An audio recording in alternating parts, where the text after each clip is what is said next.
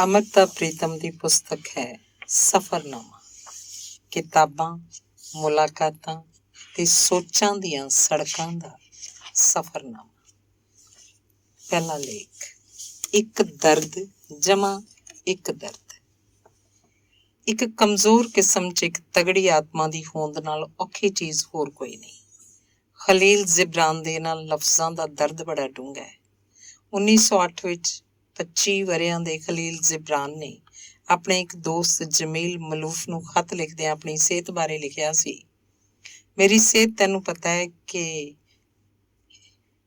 ਇੱਕ ਉਸ ਆਦਮੀ ਦੇ ਹੱਥ 'ਚ ਫੜੀ ਹੋਈ ਵਾਇਲਨ ਵਾਂਗ ਹੈ ਜਿਸ ਨੂੰ ਵਾਇਲਨ ਵਜਾਉਣੀ ਨਾ ਆਉਂਦੀ ਹੋਵੇ, ਤੇ ਮੇਰੀ ਆਤਮਾ ਉਸ ਪੰਛੀ ਵਾਂਗ ਹੈ ਜਿਹਦੇ ਖੰਭ ਮੁਰੁੰਡੇ ਗਏ ਹੋਣ। ਅਸਮਾਨ 'ਚ ਉੱਡਦੇ ਪੰਛੀਆਂ ਨੂੰ ਵੇਖ ਕੇ ਉਹ ਤਿਲ ਮਿਲਾਉਂਦਾ ਹੈ ਕਿਉਂਕਿ ਉਹਦੇ ਆਪਣੇ ਖੰਭਾਂ 'ਚ ਉਡਾਰੀ ਨਹੀਂ ਭਰ ਸਕਦੀ। ਪਰ ਸਭਨਾਂ ਪੰਛੀਆਂ ਵਾਂਗ ਉਹਨੂੰ ਰਾਤ ਦੀ ਚੁੱਪ ਪਿਆਰੀ ਲੱਗਦੀ ਹੈ। ਸਵੇਰ ਦੀ ਪੈੜ ਚੰਗੀ ਲੱਗਦੀ ਹੈ ਤੇ ਸੂਰਜ ਦੀਆਂ ਕਿਰਨਾਂ ਤੇ ਵਾਦੀ ਦੀ ਸੁੰਦਰਤਾ ਉਹਦੇ ਮਨ ਨੂੰ ਮੋਹ ਲੈਂਦੀ ਹੈ। ਮੈਂ ਜਦੋਂ ਲਿਖਦਾ ਜਾਂ ਪੇਂਟ ਕਰਦਾ ਤਾਂ ਮੈਂ ਇੱਕ ਛੋਟੀ ਜਿਹੀ ਬੇੜੀ ਵਾਂਗ ਬਣ ਜਾਂਦਾ ਜੋ ਇੱਕ ਅਥਾਹ ਸਾਗਰ ਤੇ ਅਗਾਹ ਅਸਮਾਨ ਦੇ ਵਿਚਕਾਰ ਤਰਦੀ ਹੈ। ਅਜੀਬ ਸੁਪਨੇ, ਉੱਚੀਆਂ ਖਾਹਿਸ਼ਾਂ, ਵੱਡੀਆਂ ਉਮੀਦਾਂ ਤੇ ਟੁੱਟੇ ਹੋਏ ਜਾਂ ਗੰਢੇ ਤਰੁੱਪੇ ਹੋਏ ਖਿਆਲ, ਤੇ ਇਹਨਾਂ ਸਭਨਾਂ 'ਚ ਇੱਕ ਉਹ ਚੀਜ਼ ਹੈ ਜਿਹਨੂੰ ਲੋਕ ਨਿਰਾਸਤਾ ਆਖਦੇ ਹਨ, ਪਰ ਮੈਂ ਇਸ ਨੂੰ ਦੋਜ਼ਖ ਆਖਦਾ। ਖਲੀਲ ਜਿਬਰਾਨ 12 ਵਰ੍ਹਿਆਂ ਦਾ ਸੀ ਜਦੋਂ ਆਪਣੀ ਮਾਂ, ਇੱਕ ਭਰਾ ਤੇ 2 ਭੈਣਾਂ ਨਾਲ ਲੈਬਨਾਨ ਤੋਂ ਅਮਰੀਕਾ ਚਲਾ ਗਿਆ ਸੀ। ਕੁਝ ਸਾਲ ਉਹ ਬੋਸਟਨ ਵਿੱਚ ਰਿਹਾ ਸੀ। ਫਿਰ ਇੱਕ ਵਾਰ ਲੈਬਨਾਨ ਪਰਤ ਕੇ ਉਹਨੇ ਮਦਰਸਾ ਅਲ ਹਿਕਮਤ ਵਿੱਚ ਕੁਝ ਸਾਲ ਗੁਜ਼ਾਰੇ, ਪਰ ਲੈਬਨਾਨ ਤੋਂ ਫਿਰ ਜਦੋਂ ਅਮਰੀਕਾ ਗਿਆ ਤਾਂ ਫਿਰ ਕਦੇ ਲੈਬਨਾਨ ਨਾ ਪਰਤ ਸਕਿਆ। 1908 'ਚੋਂ 1 ਸਾਲ ਲਈ ਪੈਰਿਸ ਗਿਆ ਸੀ। ਪੈਰਿਸ ਜਾਣ ਦੇ ਖਿਆਲ ਨਾਲ ਉਹਦੀ ਕਮਜ਼ੋਰ ਸਿਹਤ ਤੇ ਬੱਦਲਾਂ 'ਚ ਕਈ ਵਾਰ ਬਲ ਦੀ ਬਿਜਲੀ ਲਿਸ਼ਕ ਉੱਠਦੀ ਸੀ। ਇਸੇ ਕਿਸੇ ਘੜੀ ਉਹਨੇ 12 ਫਰਵਰੀ 1908 ਨੂੰ ਆਪਣੇ ਇੱਕ ਅਦੀਬ ਦੋਸਤ ਅਮੀਨ ਗੁਰੈਖ ਨੂੰ ਖਤ ਲਿਖਦਿਆਂ ਲਿਖਿਆ ਸੀ, ਮੇਰੀ ਭੈਣ ਮਿਰੀਆਨਾ ਤੋਂ ਸਿਵਾਏ ਅਜੇ ਇਸ ਖਬਰ ਨੂੰ ਕੋਈ ਨਹੀਂ ਜਾਣਦਾ ਕਿ ਮੈਂ ਪੈਰਿਸ ਜਾ ਰਿਹਾ, ਹੁਨਰ ਦੀ ਰਾਜਧਾਨੀ 'ਚ ਜਾ ਰਿਹਾ, ਤੇ ਮੈਂ ਉੱਥੇ ਪੂਰੇ 12 ਮਹੀਨੇ ਰਵਾਂਗਾ। ਇਹ ਤਜਰਬਾ ਮੈਨੂੰ ਉਹ ਕੁਝ ਲਿਖਣ ਦਾ ਮੌਕਾ ਦੇਵੇਗਾ ਜੋ ਮੈਂ ਇੱਥੋਂ ਦੇ ਮਸ਼ੀਨੀ ਤੇ ਵਪਾਰੀ ਦੇਸ਼ 'ਚ ਨਹੀਂ ਕਲਪ ਸਕਦਾ।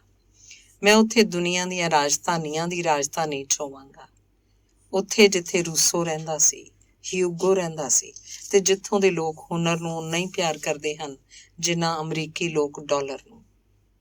ਇਕੱਲਤਾ ਦਾ ਦਰਦ ਅੰਤਾਂ ਦਾ ਸੀ। 1911 'ਚ ਉਹਨੇ ਬੋਸਟਨ ਤੋਂ ਆਪਣੇ ਇੱਕ ਆਰਟਿਸਟ ਦੋਸਤ ਯੂਸਫ ਨੂੰ ਖਤ ਲਿਖਿਆ ਸੀ, ਇਹ ਸ਼ਹਿਰ ਦੋਸਤਾਂ ਨਾਲ ਤੇ ਵਾਕਫਾਂ ਨਾਲ ਭਰਿਆ ਹੋਇਆ ਹੈ, ਪਰ ਮੈਨੂੰ ਇੰਝ ਜਾਪਦਾ ਜਿਵੇਂ ਮੈਂ ਜਲਾਵਤਨ ਹੋਵਾਂ। ਮੇਰੇ ਹੋਠਾਂ ਉੱਤੇ ਮੇਰੀ ਆਤਮਾ ਦੀ ਪਿਆਸ ਹੈ, ਇਹਦਾ ਪਾਣੀ ਮੈਂ ਕਿੱਥੋਂ ਲੱਭਾਂ? ਆਤਮਾ ਉਹ ਅਸਮਾਨੀ ਫੁੱਲ ਹੁੰਦੀ ਹੈ ਜਿਹੜੀ ਕਿਸੇ ਵੀ ਛਾਂ ਹੇਠਾਂ ਨਹੀਂ ਪੱਲਰ ਸਕਦੀ, ਕੰਡੇ ਤਾਂ ਕਿਧਰੇ ਵੀ ਪਲ ਸਕਦੇ ਹੈ। ਇਹ ਉਹਨਾਂ ਏਸ਼ੀਆਈ ਲੋਕਾਂ ਦੀ ਜ਼ਿੰਦਗੀ ਹੈ, ਹੁਨਰ ਜਿਨ੍ਹਾਂ ਦਾ ਅੰਦਰ ਮੱਲ ਲੈਂਦਾ ਹੈ, ਪਰ ਪਰਦੇਸੀ ਮੁਲਕਾਂ 'ਚ ਉਹਨਾਂ ਦਾ ਕੰਮ ਅਜਨਬੀ ਹੁੰਦਾ ਹੈ, ਉਹਨਾਂ ਦੀ ਚਾਲ ਮੱਠੀ ਤੇ ਉਹਨਾਂ ਦਾ ਹਾਸਾ ਚੀਕਾਂ ਵਰਗਾ। ਤੇ ਇਹ ਦਰਦ ਜਿਵੇਂ ਕਾਫੀ ਨਹੀਂ ਸੀ, ਨਾਜ਼ੁਕ ਸਿਹਤ ਦਾ ਦਰਦ ਵੀ ਹਮੇਸ਼ਾ ਉਹਦੇ ਅੰਗ ਸੰਗ ਰਿਹਾ। 1918 'ਚ ਖਲੀਲ ਜਿਬਰਾਨ ਦੇ ਆਪਣੇ ਇੱਕ ਦੋਸਤ ਐਮਿਲ ਜ਼ੈਦਾ ਨੂੰ ਲਿਖੇ ਹੋਏ ਖਤ ਦੇ ਲਫ਼ਜ਼ ਹਨ, ਮੇਰੀ ਸਿਹਤ ਅੱਗੇ ਨਾਲੋਂ ਚੰਗੀ ਹੈ, ਪਰ ਇਹ ਅਜੇ ਵੀ ਉਸ ਸਾਜ਼ ਵਰਗੀ ਹੈ ਜਿਹਦੀਆਂ ਤਾਰਾਂ ਟੁੱਟੀਆਂ ਹੋਈਆਂ ਹੋਣ। ਮੇਰੇ ਹਾਲਾਤ ਇਹੋ ਜਿਹੇ ਹਨ ਕਿ ਮੈਨੂੰ ਦਿਨ 'ਚ 10 ਘੰਟੇ ਕੰਮ ਕਰਨਾ ਪੈਂਦਾ ਹੈ, ਜਦੋਂ ਕਿ ਮੈਨੂੰ 4 ਘੰਟਿਆਂ ਤੋਂ ਵੱਧ ਕੰਮ ਕਰਨ ਦੀ ਮਨਾਹੀ ਹੈ। ਇੱਕ ਕਮਜ਼ੋਰ ਜਿਸਮ 'ਚ ਇੱਕ ਤਕੜੀ ਆਤਮਾ ਦੀ ਹੋਂਦ ਨਾਲੋਂ ਔਖੀ ਚੀਜ਼ ਹੋਰ ਕੋਈ ਨਹੀਂ। ਖਲੀਲ ਜਿਬਰਾਨ ਨੇ ਜਿਸ ਔਰਤ ਨਾਲ ਅਦਬੀ ਦੋਸਤੀ ਵੀ ਕੀਤੀ ਤੇ ਮੁਹੱਬਤ ਵੀ, ਉਹਨੂੰ ਕਦੇ ਉਹਨੇ ਵੇਖਿਆ ਨਹੀਂ ਸੀ। ਡਾਕਟਰ ਜਾਮਿਲ ਜਾਬਰੀ ਨੇ ਆਪਣੀ ਅਰਬੀ ਕਿਤਾਬ ਮੈਂ ਤੇ ਜਿਬਰਾਨ ਦੇ ਮੁੱਖ ਬੰਦ 'ਚ ਲਿਖਿਆ ਹੈ, ਇਹ ਤਸੱਵਰ ਕਰਨਾ ਬੜਾ ਔਖਾ ਹੈ ਕਿ ਇੱਕ ਮਰਦ ਤੇ ਇੱਕ ਔਰਤ ਬਿਨਾਂ ਇੱਕ ਦੂਜੇ ਨੂੰ ਜਾਣੇ ਤੇ ਵੇਖੇ, ਸਿਵਾਏ ਇੱਕ ਦੂਜੇ ਨੂੰ ਖਤ ਲਿਖਣ ਦੇ, ਇੱਕ ਦੂਜੇ ਨੂੰ ਪਿਆਰ ਕਰਨ ਲੱਗ ਪੈਣ। ਪਰ ਕਲਾਕਾਰਾਂ ਦੇ ਰਾਹ ਨਿਆਰੇ ਹੁੰਦੇ ਹਨ। ਲੈਬਨੀਜ਼ ਲੇਖਿਕਾ ਮੇਜ਼ ਜ਼ੈਦੇ ਤੇ ਖਲੀਲ ਜਿਬਰਾਨ ਨਾਲ ਇੰਝ ਹੀ ਹੋਇਆ। ਖਲੀਲ ਜਿਬਰਾਨ ਦਾ ਤੇ ਜ਼ੈਦੇ ਦਾ ਅਦਬੀ ਰਿਸ਼ਤਾ ਕਲਪਿਤ ਵਾਰਤਾ ਨਹੀਂ, ਨਾ ਹੀ ਕਿਆਸੀ ਕਹਾਣੀ ਹੈ, ਬਲਕਿ ਇੱਕ ਹਕੀਕਤ ਹੈ ਜਿਹੜੀ ਉਹਨਾਂ ਖਤਾਂ ਤੋਂ ਪਤਾ ਲੱਗਦੀ ਹੈ ਜਿਹੜੇ ਖਤ ਖਲੀਲ ਜਿਬਰਾਨ ਦੀ ਮੌਤ ਤੋਂ ਬਾਅਦ ਮੇਜ਼ ਜ਼ੈਦੇ ਨੇ ਛਾਪੇ ਸਨ। ਇਸ ਮੇਜ਼ੈਦੇ ਨੂੰ ਖਤ ਲਿਖਦਿਆਂ 1920 'ਚ ਖਲੀਲ ਜ਼ਿਬਰਾਨ ਨੇ ਲਿਖਿਆ ਸੀ, ਪਿਆਰੀ ਮੇ, ਤੇਰੇ ਸਵਾਲ ਕਿੰਨੇ ਪਿਆਰੇ ਹਨ। ਜਵਾਬ ਦੇਣ ਲੱਗਿਆ, ਮੈਂ ਬੜਾ ਖੁਸ਼ ਹਾਂ ਮੇ, ਅੱਜ ਦਾ ਦਿਨ ਸਿਗਰਟ ਪੀਣ ਦਾ ਦਿਨ ਸੀ। ਮੈਂ ਸਵੇਰ ਤੋਂ ਪਤਾ ਨਹੀਂ ਕਿੰਨੇ ਸਿਗਰਟ ਪੀਤੇ ਹਨ। ਜਾਪਦਾ 10 ਲੱਖ ਸਿਗਰਟ ਪੀਤੇ ਹਨ। ਸਿਗਰਟ ਪੀਣਾ ਮੇਰੀ ਖੁਸ਼ੀ ਹੈ, ਮੇਰੀ ਆਦਤ ਨਹੀਂ। ਇੱਕ ਵੀ ਸਿਗਰਟ ਪੀਤੇ ਬਿਨਾਂ ਮੈਂ ਪੂਰਾ ਹਫ਼ਤਾ ਲੰਘਾ ਸਕਦਾ। ਮੈਂ ਹੁਣੇ ਕਿਹਾ ਸੀ ਕਿ ਮੈਂ 10 ਲੱਖ ਸਿਗਰਟ ਪੀਤੇ ਹਨ। ਇਹ ਸਭ ਤੇਰਾ ਕਸੂਰ ਹੈ। ਇਹਦਾ ਦੋਸ਼ ਤੇਰੇ ਉੱਤੇ ਹੈ। ਮੈਂ ਗਲ 'ਚ 2 ਸੂਟ ਪਾਉਂਦਾ, ਇੱਕ ਜੁਲਾਹੇ ਦਾ ਬੁਣਿਆ ਹੋਇਆ ਤੇ ਦਰਜੀ ਦਾ ਸੀਤਾ ਹੋਇਆ ਤੇ ਇੱਕ ਲਹੂ ਮਾਸ ਦਾ ਤੇ ਹੱਡੀਆਂ ਦਾ ਬੁਣਿਆ ਹੋਇਆ। ਪਰ ਅੱਜ ਮੈਂ ਇੱਕ ਲੰਬਾ ਖੁੱਲ੍ਹਾ ਚੋਗਾ ਪਾਇਆ ਹੋਇਆ ਹੈ। ਇਹਦੇ ਉੱਤੇ ਵੱਖੋ ਵੱਖ ਰੰਗਾਂ ਦੇ ਟਿਮਕਣੇ ਹਨ, ਕੁਝ ਇੰਝ ਜਿਵੇਂ ਦਰਵੇਸ਼ ਪਾਉਂਦੇ ਹਨ, ਪਰ ਇਹ ਬੜਾ ਸੁਥਰਾ ਹੈ। ਜਦੋਂ ਮੈਂ ਏਸ਼ੀਆਈ ਪਾਸੇ ਆਵਾਂਗਾ, ਮੈਂ ਪੁਰਾਣੇ ਏਸ਼ੀਆਈ ਢੰਗ ਦੇ ਕੱਪੜੇ ਹੀ ਪਾਵਾਂਗਾ, ਹੋਰ ਕੁਝ ਨਹੀਂ। ਤੂੰ ਮੇਰੇ ਦਫ਼ਤਰ ਦੀ ਗੱਲ ਪੁੱਛੀ ਹੈ। ਇਹਦੀ ਅਜੇ ਵੀ ਛੱਤ ਕੋਈ ਨਹੀਂ, ਨਾ ਇਹਦੀਆਂ ਕੰਧਾਂ ਹਨ। ਇਹ ਰੇਤ ਦਾ ਸਮੁੰਦਰ ਹੈ, ਖਿਲਾਅ ਦਾ ਸਮੁੰਦਰ, ਪਰ ਇਹਦਾ ਕਿਨਾਰਾ ਕੋਈ ਨਹੀਂ। ਤੇ ਜਿਹੜੀ ਬੇੜੀ ਨਾਲ ਮੈਂ ਇਸ ਸਾਗਰ ਨੂੰ ਤਰਦਾ, ਉਹਦਾ ਮਸਤੂਲ ਕੋਈ ਨਹੀਂ। ਤੇਰਾ ਕੀ ਖਿਆਲ ਹੈ, ਤੂੰ ਮੈਨੂੰ ਮੇਰੀ ਬੇੜੀ ਦਾ ਮਸਤੂਲ ਦੇ ਸਕੇਂਗੀ? ਮੇਰੀ ਕਿਤਾਬ ਖੁਦਾ ਦੇ ਰਾਹ ਵੱਲ ਅਜੇ ਵੀ ਧੁੰਦ 'ਚ ਵਲੇਟੀ ਹੋਈ ਹੈ। ਮੈਂ ਤੈਨੂੰ ਉਸ ਬੰਦੇ ਬਾਰੇ ਕੀ ਦੱਸਾਂ ਜੋ ਇਸ ਦੁਨੀਆ 'ਚ ਬਿਲਕੁਲ ਅਜਨਬੀ ਹੈ। ਜੀ ਕਰਦਾ ਤੈਨੂੰ ਪੁੱਛਾਂ, ਤੂੰ ਚਾਹੇਂਗੀ ਕਿ ਉਹ ਹਮੇਸ਼ਾ ਅਜਨਬੀ ਰਹੇ? ਉਹਦੀ ਜ਼ਬਾਨ ਇਸ ਦੁਨੀਆ 'ਚ ਨਾ ਕੋਈ ਬੋਲਦਾ ਹੈ, ਨਾ ਕੋਈ ਸਮਝਦਾ ਹੈ। ਤੈਨੂੰ ਪੁੱਛਦਾ ਕਿ ਤੂੰ ਉਸ ਆਦਮੀ ਨਾਲ ਉਹਦੀ ਜ਼ਬਾਨ 'ਚ ਗੱਲਾਂ ਕਰਨੀਆਂ ਚਾਹੇਂਗੀ? ਜੇ ਕੋਈ ਉਹਦੀ ਜ਼ਬਾਨ ਨੂੰ ਸਮਝਦਾ ਹੈ ਤਾਂ ਤੂੰ ਸਾਰਿਆਂ ਤੋਂ ਜ਼ਿਆਦਾ। ਬਹੁਤੇ ਉਹੀ ਹਨ ਜੋ ਮੇਰੀ ਰੂਹ ਦੀ ਜ਼ਬਾਨ ਨੂੰ ਨਹੀਂ ਸਮਝਦੇ। ਤੇਰੀ ਰੂਹ ਦੀ ਜ਼ਬਾਨ ਸਮਝਣ ਵਾਲੇ ਵੀ ਕੋਈ ਨਹੀਂ। ਮੈਂ ਉਹਨਾਂ ਲੋਕਾਂ ਵਿੱਚੋਂ ਹਾਂ ਜਿਨ੍ਹਾਂ ਉੱਤੇ ਜ਼ਿੰਦਗੀ ਕਰਮ ਕਰਦੀ ਹੈ। ਮੈਨੂੰ ਜ਼ਿੰਦਗੀ ਨੇ ਬਹੁਤ ਸਾਰੇ ਦੋਸਤ ਅਤੇ ਸ਼ੁਭ ਚਿੰਤਕ ਬਖਸ਼ੇ ਹਨ, ਪਰ ਉਹਨਾਂ ਵਿੱਚੋਂ ਕਿਸੇ ਇੱਕ ਨੂੰ ਵੀ ਅਸੀਂ ਕਦੇ ਕਹਿ ਸਕਦੇ ਹਾਂ ਕਿ ਉਹ ਸਾਡੀ ਸੂਲੀ ਨੂੰ ਇੱਕ ਦਿਨ ਵਾਸਤੇ ਆਪਣੇ ਮੋਢਿਆਂ 'ਤੇ ਚੁੱਕ ਲਵੇ? ਕੀ ਕੋਈ ਇੱਕ ਜਣਾ ਵੀ ਹੈ ਜਿਹਨੂੰ ਇਹ ਪਤਾ ਹੋਵੇ ਕਿ ਸਾਡੇ ਗੀਤਾਂ ਦੇ ਪਿੱਛੇ ਉਹ ਗੀਤ ਹੈ ਜਿਹਨੂੰ ਕੋਈ ਆਵਾਜ਼ ਨਹੀਂ ਗਾ ਸਕਦੀ ਤੇ ਕਿਸੇ ਸਾਜ਼ ਦੀ ਤਾਰ ਉਹਨੂੰ ਨਹੀਂ ਛੇੜ ਸਕਦੀ? ਕੀ ਕੋਈ ਇੱਕ ਵੀ ਇਹੋ ਜਿਹਾ ਹੈ ਜਿਹਨੂੰ ਸਾਡੀ ਉਦਾਸੀ ਵਿਚਲੀ ਖੁਸ਼ੀ ਦਿਸ ਪਵੇ ਤੇ ਸਾਡੀ ਖੁਸ਼ੀ ਵਿਚਲੀ ਉਦਾਸੀ? ਤੂੰ ਮੈਨੂੰ ਦੱਸਿਆ ਸੀ ਕਿ ਇੱਕ ਨਾਮਾ ਨਿਗਾਰ ਨੇ ਤੇਰੇ ਕੋਲੋਂ ਤੇਰੀ ਤਸਵੀਰ ਮੰਗੀ ਸੀ। ਮੈਨੂੰ ਉਹਦੀ ਮੰਗ ਕਈ ਵਾਰ ਚੇਤੇ ਆਈ ਹੈ, ਪਰ ਹਰ ਵਾਰ ਮੈਂ ਆਪਣੇ ਆਪ ਨੂੰ ਇਹ ਦੱਸਿਆ ਹੈ ਕਿ ਮੈਂ ਇੱਕ ਨਾਮਾ ਨਿਗਾਰ ਨਹੀਂ। ਇਸ ਲਈ ਮੈਂ ਤੇਰੇ ਕੋਲੋਂ ਉਹ ਨਹੀਂ ਮੰਗ ਸਕਦਾ ਜੋ ਇੱਕ ਨਾਮਾ ਨਿਗਾਰ ਮੰਗ ਸਕਦਾ ਹੈ। ਜੇ ਮੈਂ ਕਿਸੇ ਅਖਬਾਰ ਦਾ ਮਾਲਕ ਜਾਂ ਸੰਪਾਦਕ ਹੁੰਦਾ, ਸੌਖੀ ਤਰ੍ਹਾਂ ਤੇਰੇ ਕੋਲੋਂ ਤੇਰੀ ਤਸਵੀਰ ਮੰਗ ਲੈਂਦਾ। ਮੈਨੂੰ ਕੋਈ ਝਿਜਕ ਨਾ ਹੁੰਦੀ, ਪਰ ਮੈਂ ਇਹਨਾਂ ਵਿੱਚੋਂ ਕੁਝ ਵੀ ਨਹੀਂ। ਮੈਂ ਕੀ ਕਰਾਂ? ਅਰਬੀ ਭਾਸ਼ੀ ਲੋਕਾਂ ਨੂੰ ਜਿਵੇਂ ਖਲੀਲ ਜ਼ਿਬਰਾਨ ਦਾ ਨਾਂ ਪਿਆਰਾ ਹੈ, ਉਵੇਂ ਮਿਖੈਲ ਨਿਅਮੀ ਦਾ। ਇਹਨਾਂ ਦੋਹਾਂ ਦੀ ਅਦਬੀ ਦੋਸਤੀ ਬੜੀ ਜਿਗਰੀ ਹੋ ਗਈ ਸੀ। ਖਲੀਲ ਜ਼ਿਬਰਾਨ ਨੇ ਆਖਰੀ ਵੇਲੇ ਇਸੇ ਦੋਸਤ ਨੂੰ ਯਾਦ ਕੀਤਾ ਸੀ ਤੇ ਇਹੀ ਦੋਸਤ ਬੜਾ ਲੰਬਾ ਸਫ਼ਰ ਕਰਕੇ ਖਲੀਲ ਜ਼ਿਬਰਾਨ ਦੇ ਕੋਲ ਪਹੁੰਚਿਆ ਤੇ ਹਸਪਤਾਲ ਵਿੱਚ ਆਖਰੀ ਘੜੀ ਤੱਕ ਉਹਦੇ ਕੋਲ ਰਿਹਾ। ਖਲੀਲ ਜ਼ਿਬਰਾਨ ਉਹਨੂੰ ਪਿਆਰ ਨਾਲ ਮੀਸ਼ਾ ਬੁਲਾਉਂਦਾ ਹੁੰਦਾ ਸੀ। 1921 'ਚ ਖਲੀਲ ਜ਼ਿਬਰਾਨ ਨੇ ਉਹਨੂੰ ਖਤ ਲਿਖਦਿਆਂ ਲਿਖਿਆ ਸੀ, ਪਿਆਰੇ ਮੀਸ਼ਾ, ਸ਼ੁਭ ਸਵੇਰ ਦੇ ਤੇ ਸਾਲ ਮੁਬਾਰਕ। ਖੁਦਾ ਤੇਰੇ ਬਗੀਚੇ ਦੀਆਂ ਟਾਹਣੀਆਂ ਨੂੰ ਅੰਗੂਰਾਂ ਨਾਲ ਭਰ ਦੇਵੇ, ਤੇਰੇ ਸਿੱਟਿਆਂ ਨੂੰ ਕਣਕ ਦੇ ਦਾਣਿਆਂ ਨਾਲ ਤੇ ਤੇਰੇ ਭਾਂਡਿਆਂ ਨੂੰ ਸ਼ਹਿਦ ਤੇ ਸ਼ਰਾਬ ਨਾਲ। ਤੇ ਖੁਦਾ ਤੇਰਾ ਹੱਥ ਜ਼ਿੰਦਗੀ ਦੀ ਛਾਤੀ ਉੱਤੇ ਰੱਖ ਦੇਵੇ ਤਾਂ ਕਿ ਤੂੰ ਜ਼ਿੰਦਗੀ ਦੇ ਦਿਲ ਦੀ ਧੜਕਣ ਨੂੰ ਹਮੇਸ਼ਾ ਸੁਣ ਸਕੇ। ਮੈਂ ਅਰੇਬਿਤ ਦਾ ਨਵਾਂ ਅੰਕ ਵੇਖਿਆ।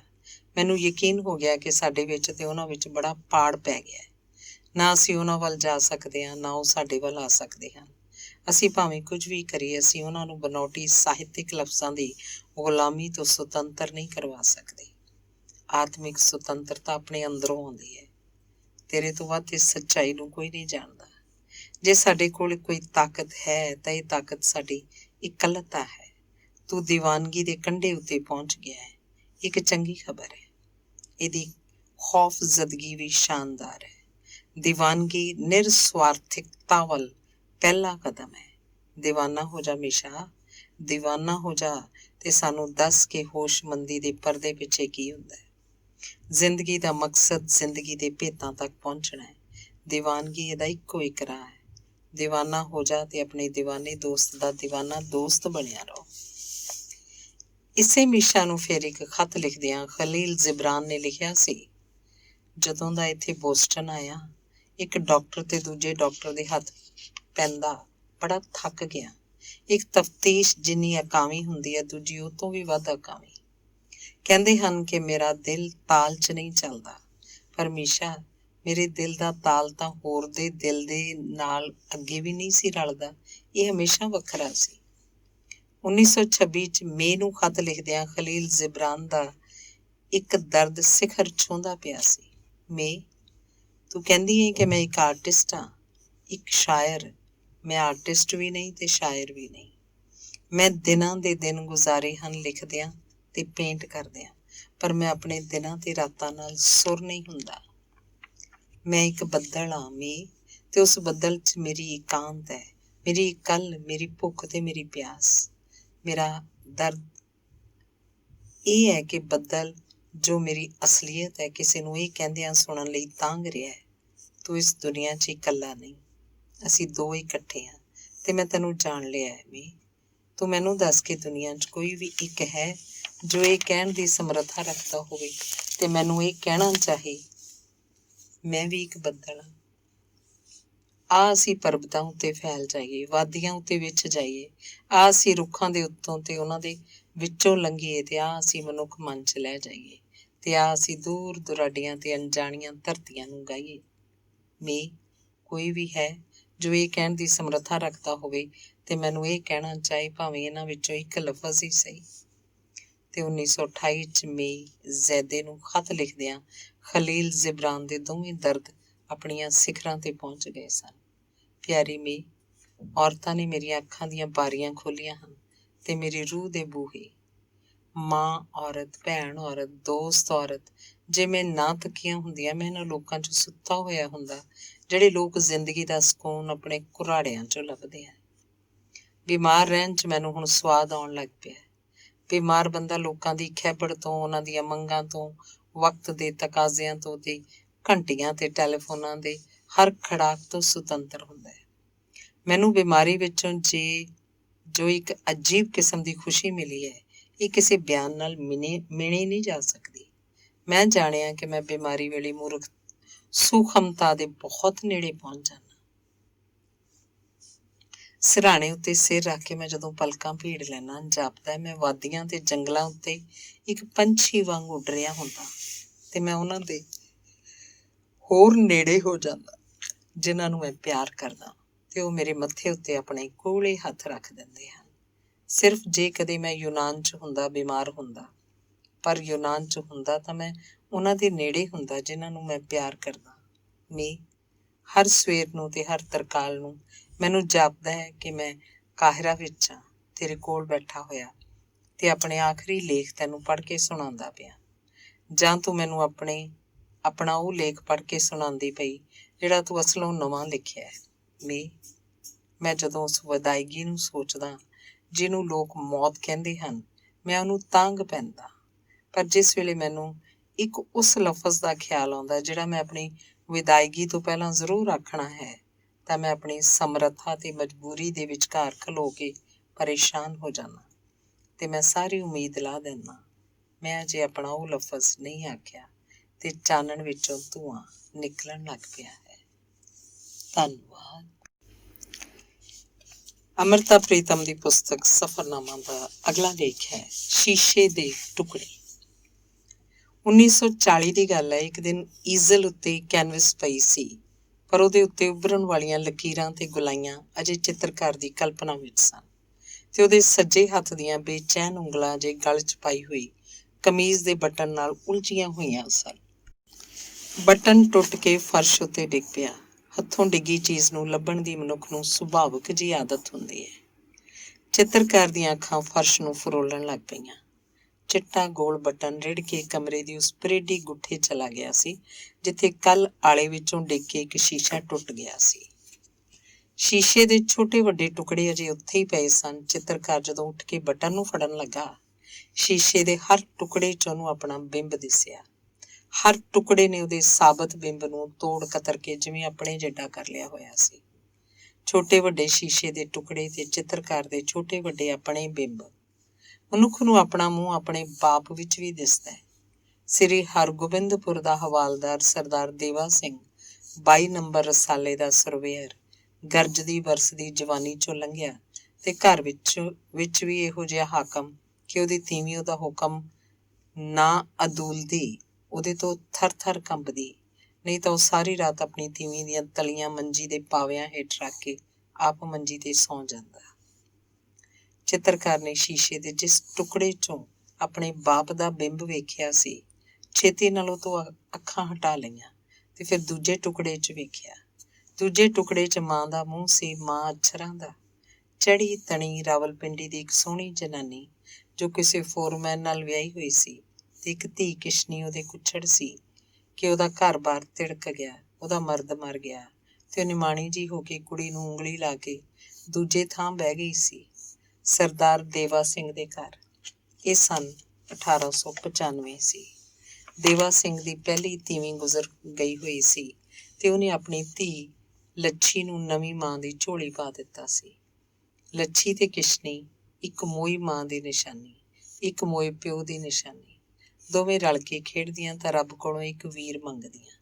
ਇੱਕ ਵੀਰ ਜੰਮਿਆ ਸੰਗਤ ਸਿੰਘ, ਪਰ ਨਿੱਕਾ ਜਿਹਾ ਹੀ ਮਰ ਗਿਆ ਤੇ ਦੋਵੇਂ ਅਰਧ ਭੈਣਾਂ ਇੱਕ ਜਿਉਣ ਜੋਗਾ ਵੀਰ ਫੇਰ ਰੱਬ ਕੋਲੋਂ ਮੰਗਣ ਲੱਗ ਪਈਆਂ।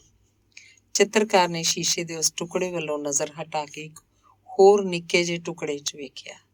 ਇੱਥੇ ਉਹਦਾ ਆਪਣਾ ਮੂੰਹ ਸੀ, ਨਿੱਕਾ ਜਿਹਾ, ਅਲੂਆਂ ਜਿਹਾ, ਜਿਹਨੂੰ ਸਾਰੇ ਸੋਭਾ ਬੁਲਾਉਂਦੇ ਸਨ। ਇਹ ਸੰਨ 1901 ਸੀ। ਫਿਰ ਨਿੱਕਾ ਜਿਹਾ ਸੋਭਾ ਬਾਤਾਂ ਤੇ ਕਹਾਣੀਆਂ ਸੁਣਨ ਜੋਗਾ ਹੋਇਆ। ਪਿਓ ਤੋਂ ਕਹਾਣੀ ਸੁਣਦਾ, ਵੇਖ ਵੇ ਮੁੰਡਿਆ, ਬਹਾਦਰ ਬਣੀ। ਤੇਰਾ ਦਾਦਾ ਚੜਤ ਸਿੰਘ ਮਹਾਰਾਜਾ ਰਣਜੀਤ ਸਿੰਘ ਦੀ ਫੌਜ ਦਾ ਘੋੜਸਵਾਰ ਸੀ।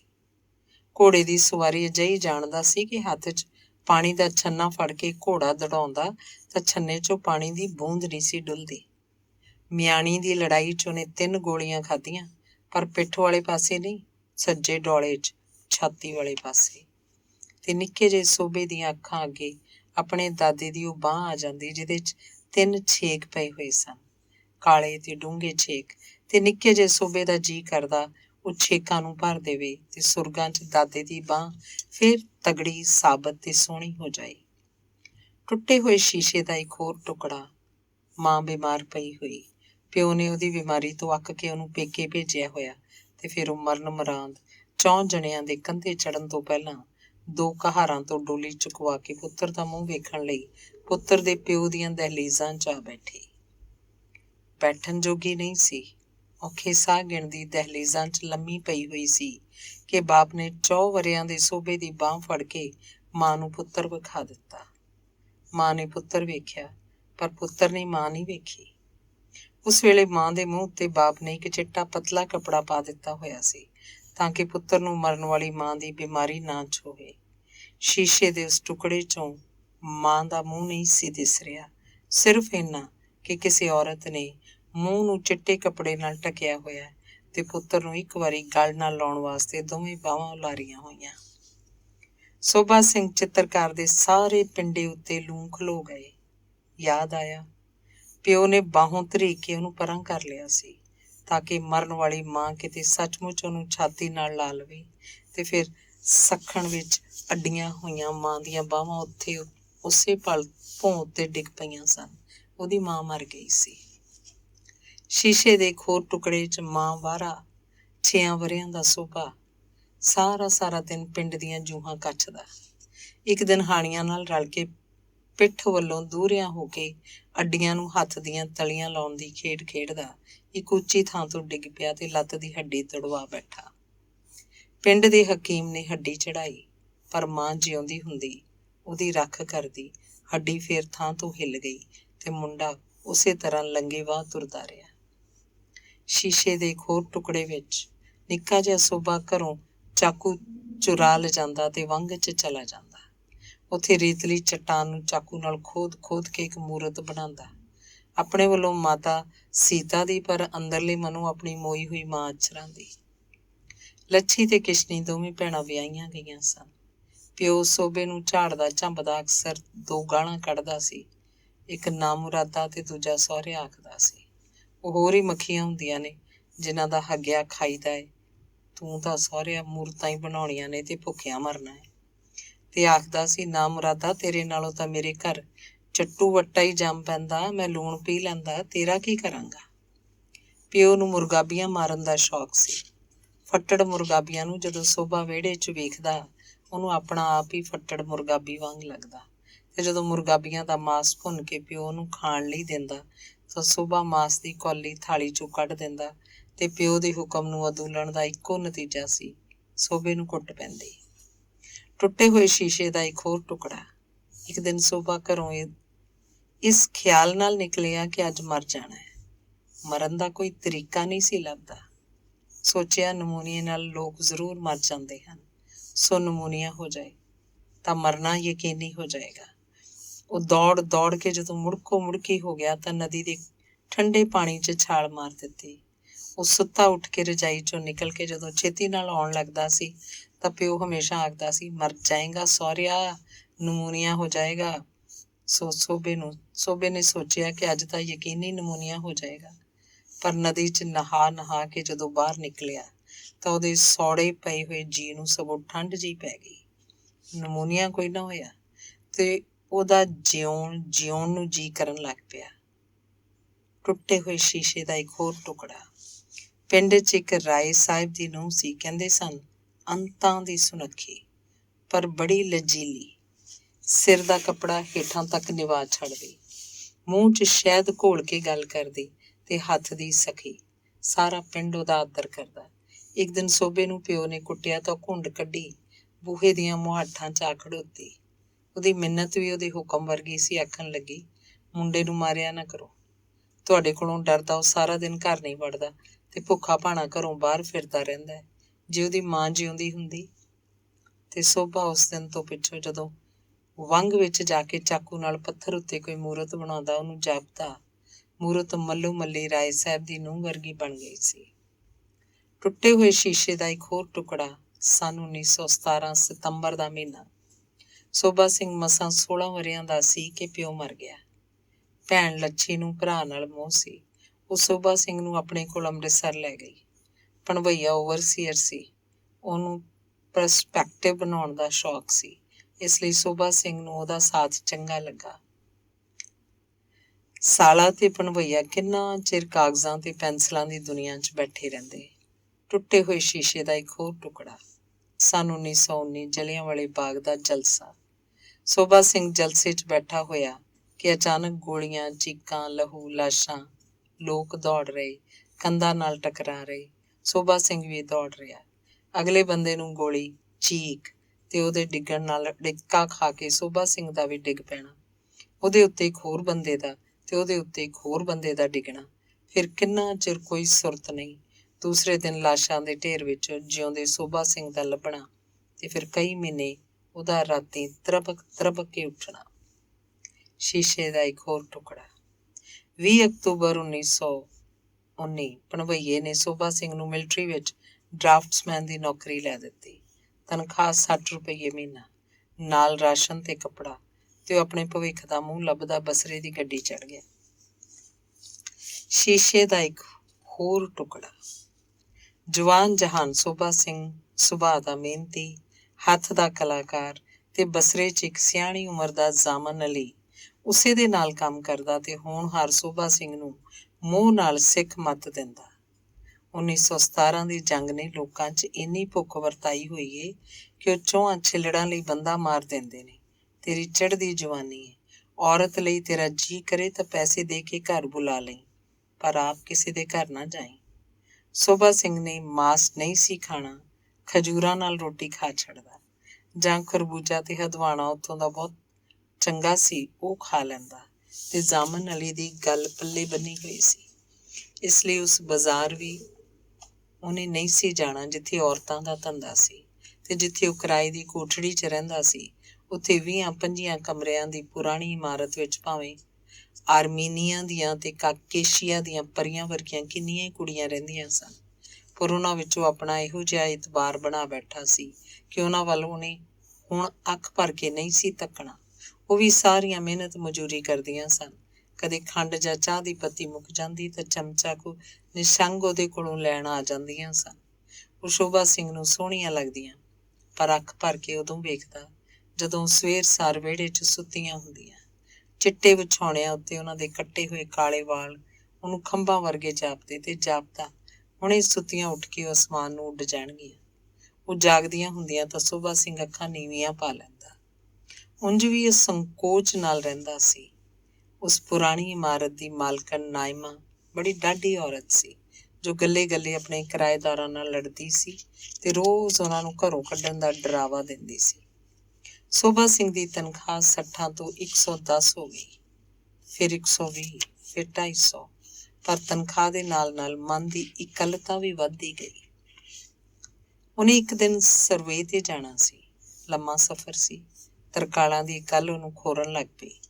ਗੱਡੀ ਇੱਕ ਸਟੇਸ਼ਨ ਉੱਤੇ ਰੁਕੀ ਤਾਂ ਸ਼ੋਭਾ ਸਿੰਘ ਨੇ ਸੋਚਿਆ, ਸਟੇਸ਼ਨ ਤੋਂ ਇੱਕ ਅੱਧੀ ਕਿਤਾਬ ਖਰੀਦ ਲਵਾਂ, ਰਾਹ ਬੀਤ ਜਾਏਗੀ। ਸਟੇਸ਼ਨ ਦੀ ਦੁਕਾਨ ਫੋਲ ਛੱਡੀ, ਪਰ ਅੰਗਰੇਜ਼ੀ ਦੀ ਕੋਈ ਵੀ ਕੰਮ ਦੀ ਕਿਤਾਬ ਨਹੀਂ ਸੀ। ਨਾਲ ਦੀ ਦੁਕਾਨ ਸਿਗਰਟਾਂ ਤੇ ਸੋਢੇ ਦੀ ਸੀ। ਉਹਨੇ ਉਦਾਸੇ ਮਨ 'ਚ ਆਇਆ, ਇੱਕ ਸਿਗਰਟ ਹੀ ਪੀ ਲਵਾਂ, ਇੱਥੇ ਕਿਹੜਾ ਗੁਰੂ ਗੋਬਿੰਦ ਸਿੰਘ ਵੇਖਦਾ ਏ। ਸੋ ਇੱਕ ਸਿਗਰਟ ਖਰੀਦ ਲਈ। ਪੈਸੇ ਦੇਣ ਲਈ ਬੋਝੇ 'ਚ ਹੱਥ ਪਾਇਆ ਤਾਂ ਗੱਡੀ ਨੇ ਸੀਟੀ ਮਾਰ ਦਿੱਤੀ। ਸ਼ੋਭਾ ਸਿੰਘ ਨੇ ਭੱਜ ਕੇ ਮਸਾਂ ਗੱਡੀ ਫੜੀ ਤੇ ਸਿਗਰਟ ਉੱਥੇ ਹੀ ਕਾਊਂਟਰ ਤੇ ਪਈ ਰਹਿ ਗਈ। ਚਲਦੀ ਗੱਡੀ ਨਾਲ ਮੁੜਕਾ ਆਏ ਮੱਥੇ ਨੂੰ ਹਵਾ ਲੱਗੀ ਤਾਂ ਸ਼ੋਭਾ ਸਿੰਘ ਨੇ ਸ਼ੁਕਰ ਕੀਤਾ, ਅੱਜ ਤਾਂ ਗੁਰੂ ਗੋਬਿੰਦ ਸਿੰਘ ਆ ਤੇਰੇ ਸਿੱਖ ਨੂੰ ਇਸ ਗੱਡੀ ਦੀ ਸੀਟੀ ਨੇ ਹੱਥ ਦੇ ਕੇ ਰੱਖ ਲਿਆ। ਇਕੱਲਤਾ ਦੇ ਤੇ ਉਦਾਸੀ ਦੇ ਵਲੇਲ ਆਉਂਦੇ ਲੰਘ ਜਾਂਦੇ। ਇੱਕ ਵਾਰ ਇੱਕ ਇਹੋ ਜਿਹਾ ਵਲੇਲ ਅੜ ਕੇ ਬਹਿ ਗਿਆ। ਉਸ ਰਾਤ ਸ਼ੋਭਾ ਸਿੰਘ ਨੇ ਰੱਜ ਕੇ ਬੀਅਰ ਪੀਤੀ। ਜਿਹੜੇ ਕਮਰੇ 'ਚ ਕਿਰਾਏ ਤੇ ਰਹਿੰਦਾ ਸੀ, ਉਹਦੀ ਇਮਾਰਤ ਦਾ ਬਾਹਰਲਾ ਫਾਟਕ ਮਸਾਂ ਰਾਤ ਪੈਂਦੀ ਸੀ ਕਿ ਬੰਦ ਹੋ ਜਾਂਦਾ ਸੀ। ਮਕਾਨ ਮਾਲਕਣ ਤੋਂ ਡਰਦਿਆਂ ਸਾਰੇ ਕਿਰਾਏਦਾਰ ਸਾਂਝ ਵੇਲੇ ਹੀ ਕਮਰਿਆਂ 'ਚ ਆ ਬਹਿੰਦੇ ਸਨ। ਪਰ ਉਸ ਦਿਨ ਚੋਖੀ ਰਾਤ ਪੈ ਗਈ ਸੀ। ਸ਼ੋਭਾ ਸਿੰਘ ਬੀਅਰ ਪੀ ਕੇ ਸੜਕਾਂ ਉੱਤੇ ਘੁੰਮਦਾ ਰਿਹਾ ਸੀ। ਜਦੋਂ ਲੱਤਾਂ ਤੁਰਨੋਂ ਰਹਿ ਗਈਆਂ ਤਾਂ ਘਰ ਦਾ ਚੇਤਾ ਆਇਆ, ਨਾਲ ਹੀ ਮਕਾਨ ਮਾਲਕਣ ਦਾ। ਡਰਦੇ ਨੇ ਫਾਟਕ ਨੂੰ ਖੜਕਾਇਆ ਨਹੀਂ, ਹੌਲੀ ਜਿਹੀ ਫਾਟਕ ਨੂੰ ਟੱਪ ਕੇ ਅੰਦਰ ਹੋ ਗਿਆ। ਪਰ ਪੋਲੇ ਪੈਰੀ ਪੌੜੀਆਂ ਚੜ੍ਹਦਾ ਪਿਆ ਸੀ ਕਿ ਮਕਾਨ ਮਾਲਕਣ ਦੀ ਆਵਾਜ਼ ਆਈ, ਬਾਬੂ। ਉਹ ਸਹਿਮ ਕੇ ਖਲੋ ਗਿਆ ਤਾਂ ਉਹਦੇ ਲੱਥੇ ਹੋਏ ਮੂੰਹ ਨੂੰ ਵੇਖ ਕੇ ਪੁੱਛਣ ਲੱਗੀ, ਤੇਰੀ ਤਬੀਅਤ ਠੀਕ ਨਹੀਂ? ਤਬੀਅਤ ਤਾਂ ਠੀਕ ਏ, ਪਰ ਮੇਰਾ ਜੀ ਉਦਾਸ ਏ। ਪੁੱਛਣ ਲੱਗੀ, ਘਰੋਂ ਕੋਈ ਮਾੜੀ ਚਿੱਠੀ ਆਈ ਓ? ਸ਼ੋਭਾ ਸਿੰਘ ਨੇ ਉਦਾਸੇ ਹਿਰਾਸੇ ਹੋਏ ਨੇ ਕਿਹਾ, ਮੇਰਾ ਘਰ ਹੀ ਕੋਈ ਨਹੀਂ, ਮਾੜੀ ਚਿੱਠੀ ਕਿਹਦੀ ਆਏਗੀ? ਤੇਰਾ ਕੋਈ ਨਹੀਂ? ਕੋਈ ਨਹੀਂ। ਤੇ ਹਰ ਇੱਕ ਕਿਰਾਏਦਾਰ ਨਾਲ ਲੜਨ ਤੇ ਖਹਿਣ ਵਾਲੀ ਨਾਇਮਾ ਦੀਆਂ ਅੱਖਾਂ ਵਿੱਚ ਅੱਥਰੂ ਆ ਗਏ। ਉਸ ਦਿਨ ਤੋਂ ਉਹ ਰੋਜ਼ ਸਵੇਰੇ ਸੁੱਤੇ ਉੱਠਦੇ ਸ਼ੋਭਾ ਸਿੰਘ ਨੂੰ ਚਾਹ ਦਾ ਇੱਕ ਗਰਮ ਪਿਆਲਾ ਬਣਾ ਕੇ ਦੇਣ ਲੱਗ ਪਈ।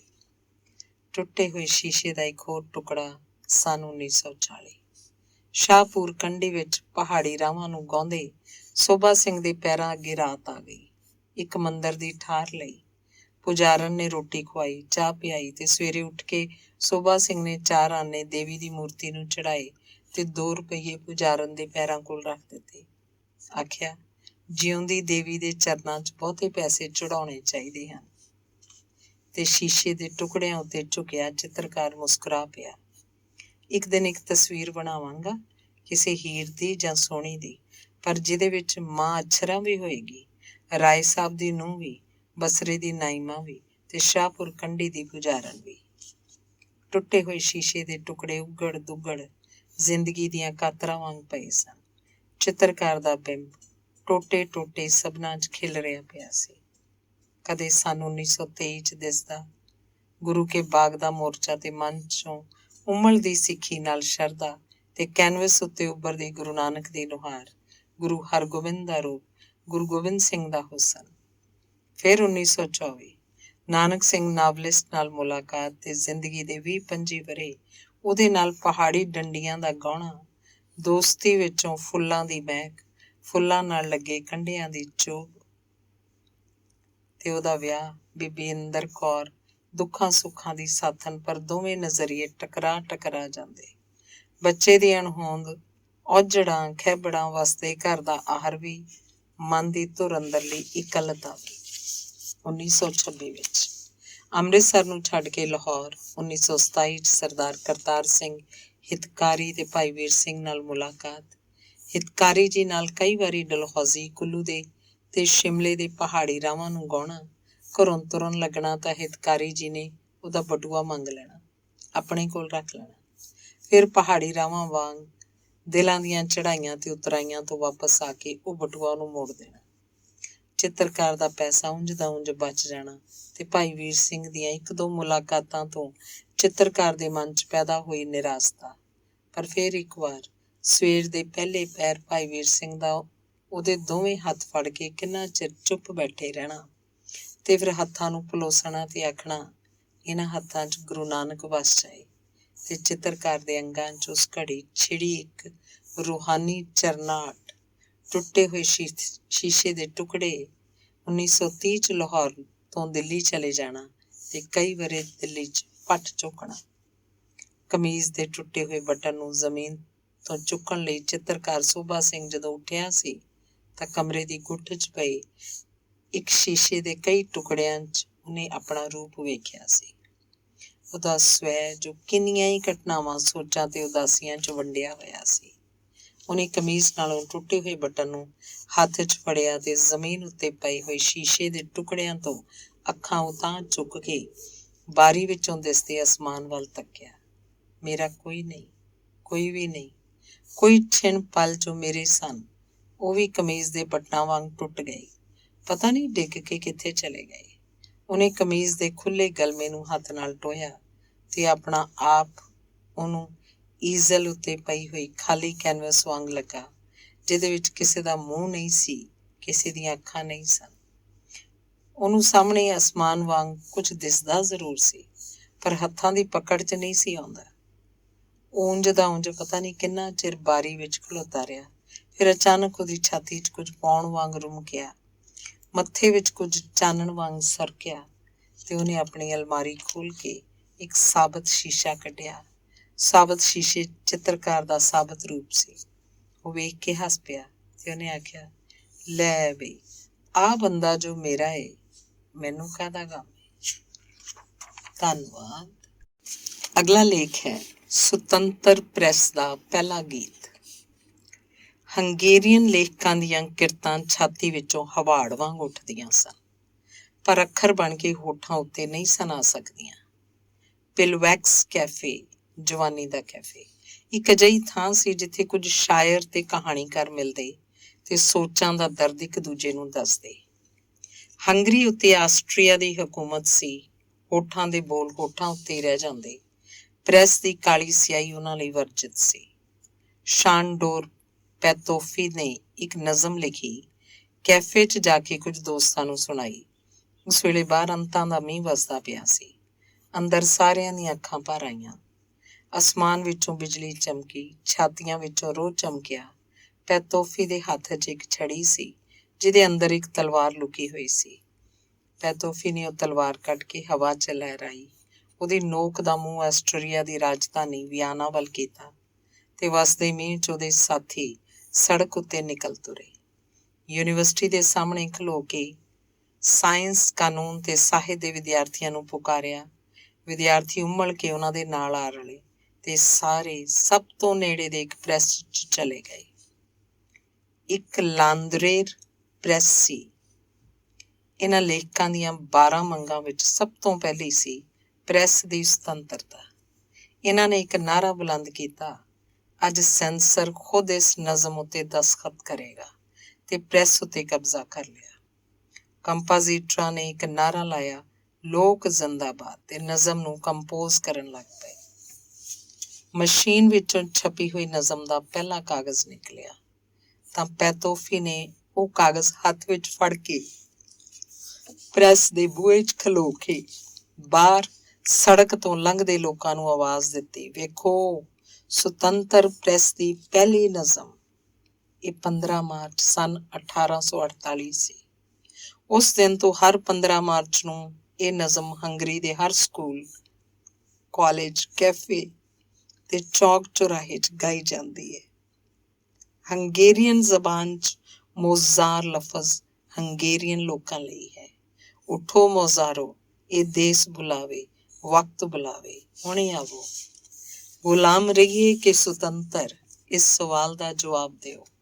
ਹੰਗੇਰੀਅਨ ਖੁਦਾ ਦੀ ਕਸਮ ਖਾਓ, ਕਸਮ ਖਾਓ ਕਿ ਗੁਲਾਮ ਨਹੀਂ ਰਹਿਣਾ।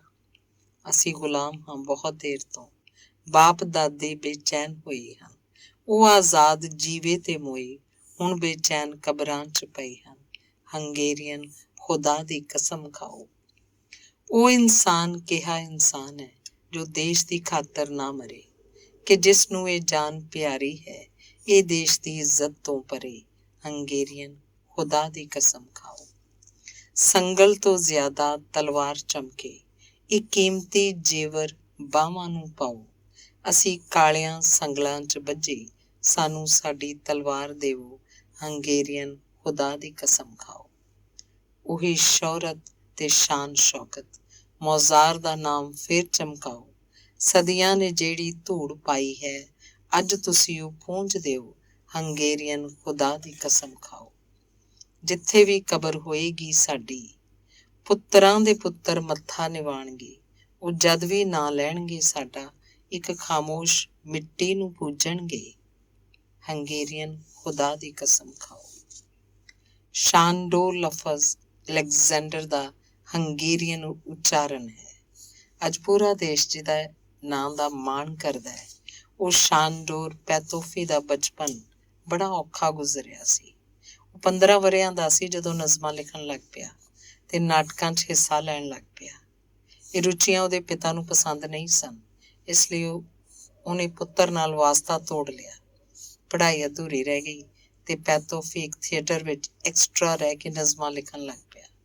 ਕਦੇ ਘੁੰਮਣ ਨਿਕਲ ਜਾਂਦਾ, ਕਦੇ ਦੋਸਤਾਂ ਕੋਲ ਰਹਿ ਛੱਡਦਾ, ਕਦੇ ਸਰਕਾਰੀ ਰਿਪੋਰਟਾਂ ਦਾ ਉਤਾਰਾ ਕਰਦਾ, ਜੋ ਸਾਹਿਤਿਕ ਕਿਰਤਾਂ ਦਾ ਤਰਜਮਾ ਕਰਦਾ। ਕੁਝ ਪੈਸੇ ਕਮਾ ਲੈਂਦਾ।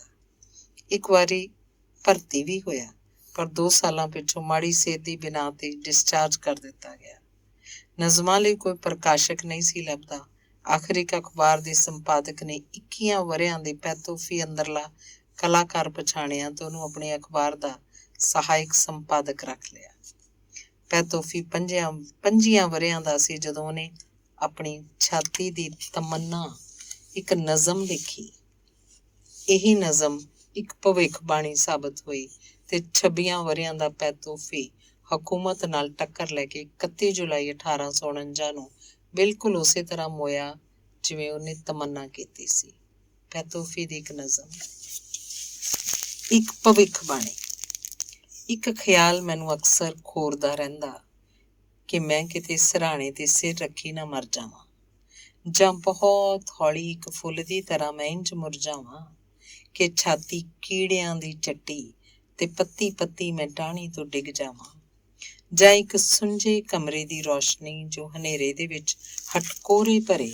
ਉਹ ਖੁਦਾਇਆ ਕੋਈ ਇੰਝ ਨਾ ਮਰੇ।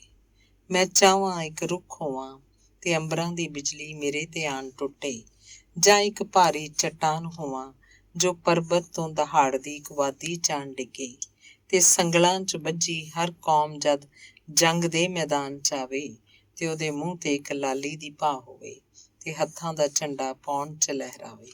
ਅਸਾਂ ਆਜ਼ਾਦ ਹੋਣਾ ਹੈ ਤੇ ਇਹੋ ਆਵਾਜ਼ ਪੂਰਬ ਤੋਂ ਪੱਛਮ ਤੱਕ ਫੈਲ ਜਾਵੇ।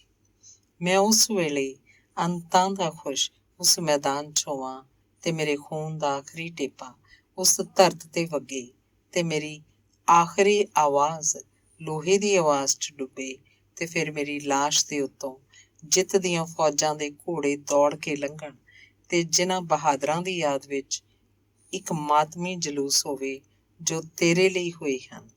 ਇਹ ਮੇਰੀਆਂ ਹੱਡੀਆਂ ਉਹਨਾਂ ਦੀਆਂ ਹੱਡੀਆਂ ਦੇ ਨਾਲ ਕਬਰਾਂ 'ਚ ਹੋਣ, ਉਹ ਕੁੱਲ ਆਲਮ ਦੀ ਆਜ਼ਾਦੀ ਜੋ ਤੇਰੇ ਲਈ ਮੋਏ ਹਨ। ਧੰਨਵਾਦ। ਅਗਲਾ ਲੇਖ ਹੈ ਫ੍ਰੀ ਜ਼ੋਨ ਵਿੱਚ ਇੱਕ ਰਾਤ। ਸਮਕਾਲੀ ਲੇਖਕ ਗੁਆਂਢੀ ਦੇਸ਼ਾਂ ਵਾਂਗ ਹੁੰਦੇ ਹਨ। ਇਹਨਾਂ 'ਚ ਸੱਭਿਅਕ ਵਟਾਂਦਰਾ ਵੀ ਹੁੰਦਾ ਹੈ, ਭਾਵੇਂ ਕਿਸੇ ਦੇਸ਼ ਦਾ ਕਿਸੇ ਦੇਸ਼ ਨਾਲ ਘੱਟ ਤੇ ਕਿਸੇ ਦੇਸ਼ ਦਾ ਕਿਸੇ ਦੇਸ਼ ਨਾਲ ਬਹੁਤਾ। ਇਹ ਕਦੇ ਖਤਾ ਨਾਲ ਹੁੰਦਾ ਹੈ, ਕਦੇ ਕੁਝ ਘੜੀਆਂ ਦੇ ਮੇਲ ਨਾਲ, ਤੇ ਇਹਨੂੰ ਕਦੇ ਸਿਰਫ ਇਸ ਲਈ ਦੁਹਰਾਇਆ ਜਾਂਦਾ ਹੈ ਕਿ ਸਭਨਾਂ ਦੇਸ਼ਾਂ ਦੀ ਆਪੋ 'ਚ ਬਣੀ ਰਵੇ। ਮੈਂ ਤੇ ਦਲੀਪ ਨੇ ਕਦੇ ਖਤ ਨਹੀਂ ਲਿਖੇ, ਕਦੇ ਇੱਕ ਦੂਜੇ ਨੂੰ ਬੁਲਾਵਾ ਦੇ ਕੇ ਕੋਈ ਸ਼ਾਮ ਜਾਂ ਦੁਪਹਿਰ ਇਕੱਠਿਆਂ ਨਹੀਂ ਗੁਜ਼ਾਰੀ, ਪਰ ਦੋਸਤੀ ਦਾ ਇੱਕ ਵਿਸ਼ਵਾਸ ਜਿਹਾ ਬਣ ਗਿਆ ਹੈ। ਤੇ ਇਹ ਵੀ ਕਿ ਮੈਂ ਉਹਨੂੰ ਜਾਣਦੀ ਹਾਂ, ਉਹ ਮੈਨੂੰ ਜਾਣਦੀ ਹੈ। ਇਹ ਵੀ ਕਿ ਜਿਵੇਂ ਮੁਲਾਕਾਤ ਸੀ ਜੋ ਨਾ ਉਹਦੇ ਦੇਸ਼ ਹੁੰਦੀ ਸੀ ਨਾ ਮੇਰੇ ਦੇਸ਼, ਪਰ ਹੁੰਦੀ ਜ਼ਰੂਰ ਸੀ। ਸ਼ਾਇਦ ਉੱਥੇ ਜਿੱਥੇ ਫ੍ਰੀ ਜ਼ੋਨ ਹੁੰਦਾ ਹੈ, ਨੋ ਵਨਸ ਲੈਂਡ। ਕੋਈ 2 ਵਰ੍ਹੇ ਹੋਏ ਇੱਕ ਦਿਨ ਅਚਾਨਕ ਦਲੀਪ ਦਾ ਖਤ ਆਇਆ, ਬਿਨਾਂ ਕਿਸੇ ਭੂਮਿਕਾ ਦੇ। ਕੋਈ ਗੱਲ ਹੈ ਤੇ ਮੈਂ ਚਾਹੁੰਦੀ ਹਾਂ ਅੱਜ ਤੋਂ 3 ਦਿਨ ਬਾਅਦ ਬੁੱਧਵਾਰ ਸਵੇਰੇ ਤੂੰ ਮੇਰੇ ਕੋਲ ਹੋਵੇਂ। ਸਵੇਰ ਦੀ ਪਹਿਲੀ ਗੱਡੀ ਆ ਜਾਈ, ਮੈਂ ਤੈਨੂੰ ਸਟੇਸ਼ਨ ਤੋਂ ਲੈ ਜਾਵਾਂਗੀ। ਤੇ ਮੈਂ ਖਤ ਪੜ੍ਹ ਕੇ ਸੂਟਕੇਸ 'ਚ ਕੱਪੜੇ ਪਾ ਲਏ। ਨਾ ਕੁਝ ਪੁੱਛਣ ਦਾ ਵੇਲਾ ਸੀ, ਨਾ ਕੁਝ ਪੁੱਛਣ ਦੀ ਲੋੜ। ਬਿਲਕੁਲ ਉਸ ਤਰ੍ਹਾਂ ਜਿਵੇਂ ਦਲੀਪ ਨੂੰ ਕੁਝ ਵੀ ਦੱਸਣ ਦੀ ਲੋੜ ਨਹੀਂ ਸੀ ਜਾਪੀ। ਤੇ ਫਿਰ ਮੰਗਲਵਾਰ ਉਹਦਾ ਐਕਸਪ੍ਰੈਸ ਖਤ ਆ ਗਿਆ। ਅਜੇ ਆਉਣ ਦੀ ਲੋੜ ਨਹੀਂ। ਤੇ ਮੈਂ ਖਤ ਪੜ੍ਹ ਕੇ ਸੂਟਕੇਸ 'ਚੋਂ ਕੱਪੜੇ ਕੱਢ ਲਏ। ਮੈਨੂੰ ਅੱਜ ਤੱਕ ਪਤਾ ਨਹੀਂ ਕਿ ਉਹ ਕਿਹੋ ਜਿਹਾ ਬੁੱਧਵਾਰ ਸੀ, ਉਸ ਦਿਨ ਕੀ ਵਾਪਰਨਾ ਸੀ ਤੇ ਉਸ ਦਿਨ ਉਹਨੂੰ ਮੇਰੀ ਕੀ ਲੋੜ ਸੀ। ਸਿਰਫ ਇਹ ਪਤਾ ਹੈ ਕਿ ਉਹੋ ਜਿਹਾ ਬੁੱਧਵਾਰ ਜੇ ਕਦੀ ਫੇਰ ਆ ਜਾਏ ਤੇ ਉਹਨੂੰ ਫੇਰ ਮੇਰੀ ਲੋੜ ਪੈ ਜਾਏ ਤਾਂ ਮੈਂ ਸੂਟਕੇਸ 'ਚ ਫੇਰ ਕੱਪੜੇ ਪਾ ਲਵਾਂਗੀ। ਮੈਨੂੰ ਦਲੀਪ ਟਿਵਾਣਾ ਦੀਆਂ ਕਹਾਣੀਆਂ ਕਦੀ ਖਾਸ ਨਹੀਂ ਸਨ ਲੱਗੀਆਂ।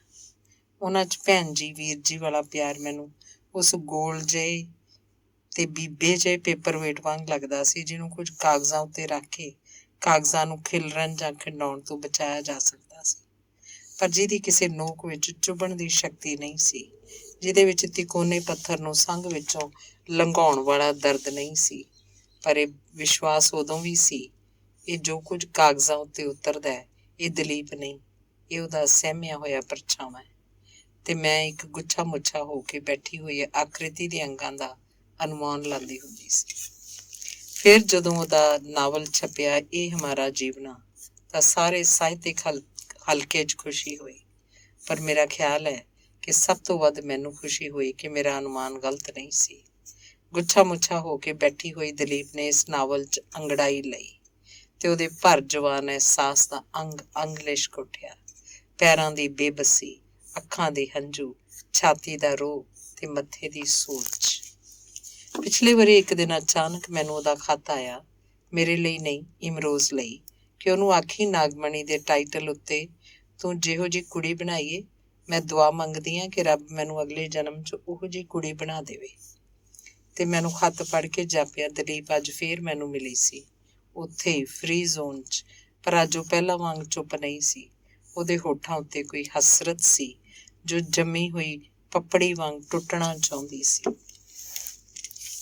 ਮੈਨੂੰ ਉਹਦੀ ਚੁੱਪ ਵੀ ਮਨਜ਼ੂਰ ਸੀ, ਉਹਦੇ ਬੋਲ ਵੀ।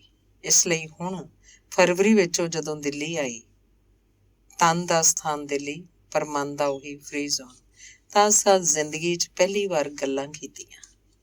ਮੇਰੀ ਜਾਚੇ ਅਸਲ ਗੱਲਾਂ ਨਾ ਕੁਰੇਦਵੇਂ ਸਵਾਲਾਂ ਦੀ ਪਕੜ 'ਚ ਆਉਂਦੀਆਂ ਹਨ, ਨਾ ਉਹਨਾਂ ਦੇ ਕਿਸੇ ਝਿਜਕ ਦੇ ਜਵਾਬ ਵਿੱਚ।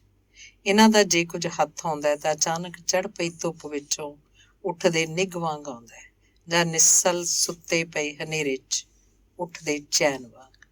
ਕੋਈ ਹਸਰਤ ਜੋ ਉਹਦੇ ਹੋਠਾਂ ਉੱਤੇ ਜੰਮੀ ਪਪੜੀ ਵਾਂਗ ਟੁੱਟਣਾ ਚਾਹੁੰਦੀ ਸੀ, ਮੈਂ ਸਿਰਫ ਇਹ ਕਹਿ ਸਕਦੀ ਹਾਂ ਕਿ ਉਹ ਮੈਂ ਟੁੱਟਦੀ ਵੇਖੀ। ਰਾਤ ਗਾੜੀ ਹੋ ਗਈ ਸੀ। ਉਹ ਮੇਰੇ ਇੱਕ ਕਮਰੇ ਵਿੱਚ ਫਰਸ਼ ਉੱਤੇ ਬਿਸਤਰਾ ਵਿਛਾ ਕੇ ਨਿੱਸਲ ਜਿਹੀ ਬੈਠੀ ਹੋਈ ਸੀ ਤੇ ਮੈਂ ਉਹਦੇ ਸਾਹਮਣੇ ਇੱਕ ਰਜਾਈ ਨਾਲ ਢੋ ਲਾਈ ਹੋਈ ਸੀ ਕਿ ਅਚਾਨਕ ਉਹਦੇ ਮੂੰਹੋਂ ਨਿਕਲਿਆ, ਕਈਆਂ ਨੂੰ ਤਾਂ ਰੱਬ ਕਿਤੇ ਧਰ ਕੇ ਭੁੱਲ ਜਾਂਦਾ ਹੈ, ਪਰ ਮੈਂ ਆਪ ਹੀ ਆਪਣੇ ਆਪ ਨੂੰ ਕਿਤੇ ਧਰ ਕੇ ਭੁੱਲ ਗਈ ਹਾਂ। ਹੁਣ ਮੈਨੂੰ ਇਹ ਵੀ ਪਤਾ ਨਹੀਂ ਮੈਂ ਕਿੱਥੇ ਹਾਂ। ਜੀ ਕਰਦਾ ਕੋਈ ਹੋਵੇ ਜੋ ਮੇਰਾ ਆਪਣਾ ਆਪਾ ਲੱਭ ਕੇ ਮੈਨੂੰ ਦੇ ਜਾਏ। ਉਹਦੀ ਬੇਬਾਕੀ ਮੈਂ ਉਸ ਦਿਨ ਪਹਿਲੀ ਵਾਰ ਵੇਖੀ। ਅਜਿਹੀ ਬੇਬਾਕੀ ਦੇ ਪਿੱਛੇ ਇੱਕ ਵਿਸ਼ਵਾਸ ਹੁੰਦਾ ਹੈ। ਮੇਰਾ ਖਿਆਲ ਹੈ ਵਿਸ਼ਵਾਸ ਉਹਨੂੰ ਆਪਣੇ ਨਾਵਲ ਦੀ ਸਫਲਤਾ ਵਿੱਚੋਂ ਆਇਆ। ਭਾਵੇਂ ਉਹਦੇ ਲਫ਼ਜ਼ਾਂ 'ਚ ਮੈਨੂੰ ਕਦੇ ਯਕੀਨ ਨਹੀਂ ਆਇਆ ਕਿ ਮੈਂ ਇੱਕ ਰਾਈਟਰ ਹਾਂ। ਸੋਚ ਰਹੀ ਸਾਂ, ਯਕੀਨ ਵੀ ਫੁੱਲਾਂ ਦੀ ਸੁਗੰਧ ਵਾਂਗ ਹੁੰਦਾ ਹੈ। ਇਹਦਾ ਹੱਥਾਂ ਦੀ ਪਕੜ 'ਚ ਨਾ ਆਉਣਾ ਠੀਕ ਹੈ। ਜਿਹੜੇ ਲੋਕ ਇਹਨੂੰ ਹੱਥਾਂ 'ਚ ਫੜਨ ਲਈ ਫੁੱਲ ਨੂੰ ਹੀ ਡੰਡੀ ਨਾਲੋਂ ਤੋੜ ਲੈਂਦੇ ਹਨ, ਉਹਨਾਂ ਦਾ ਫੁੱਲ ਉਹਨਾਂ ਦੇ ਹੱਥਾਂ 'ਚ ਫੜਿਆ ਹੀ ਮੁਰਝਾ ਜਾਂਦਾ ਹੈ। ਸੋ ਉਹਦਾ ਆਪਣਾ ਆਪ ਜੋ ਉਹਦੇ ਲਫ਼ਜ਼ਾਂ 'ਚ ਉਹ ਕਿਤੇ ਧਰ ਕੇ ਭੁੱਲ ਗਈ ਹੈ, ਉਹ ਸਿਰਫ ਨਿਮਾਣਾ ਜਿਹਾ, ਚੁੱਪ ਜਿਹਾ, ਉਦਾਸ ਜਿਹਾ ਕੁਝ ਨਹੀਂ। ਉਹ ਦ੍ਰਿੜ ਵੀ ਹੈ, ਦਲੇਰ ਵੀ ਹੈ ਤੇ ਦਾਨਿਸ਼ਮੰਦ ਵੀ ਹੈ।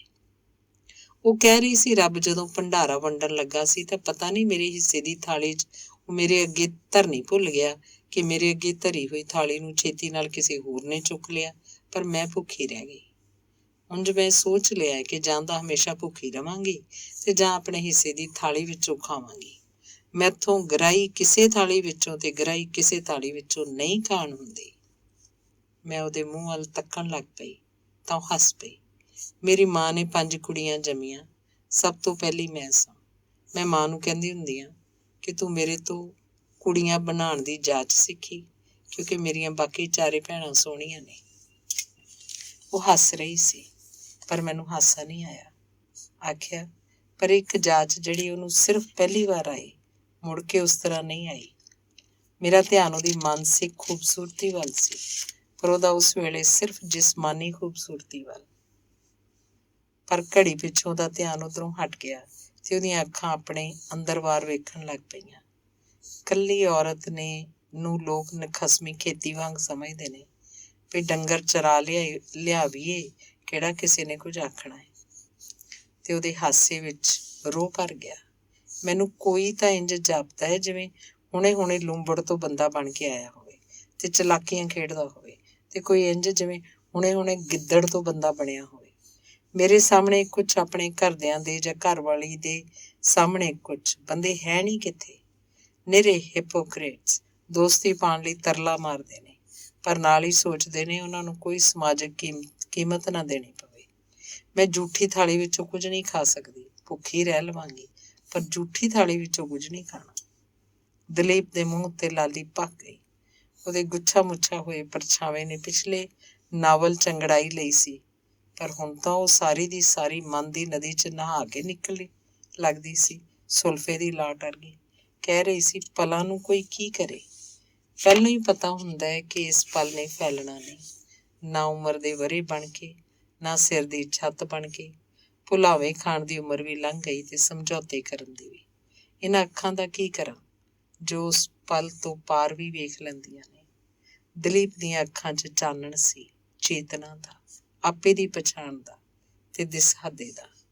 ਉਹ ਉਸੇ ਤਰ੍ਹਾਂ ਫਰਸ਼ ਉੱਤੇ ਨਿੱਸਲ ਬੈਠੀ ਸੀ ਤੇ ਮੈਂ ਉਹਦੇ ਸਾਹਮਣੇ ਰਜਾਈ ਨਾਲ ਢੋ ਲਾਈ ਹੋਈ ਸੀ ਕਿ ਮੇਰੇ ਕਮਰੇ ਦੀ ਕੰਧ ਉੱਤੇ ਲੱਗੇ ਹੋਏ ਕੈਲੰਡਰ ਦੀ ਤਰੀਕ ਬਦਲ ਗਈ। ਮੈਂ ਉੱਠ ਕੇ ਚਾਹ ਬਣਾਈ ਤੇ ਵੇਖਿਆ, ਤੱਤੀ ਚਾਹ ਦਾ ਘੁੱਟ ਭਰਦੀ ਮੁਸਕਰਾ ਰਹੀ ਸੀ। ਸਿਰਫ ਗਲਾਸ ਦੀ ਤੱਤੀ ਚਾਹ ਦਾ ਨਹੀਂ, ਮਨ ਦੀ ਤੱਤੀ ਚਾਹ ਦਾ। ਧੰਨਵਾਦ। ਅਗਲਾ ਲੇਖ ਹੈ ਇੱਕ ਖੱਤ।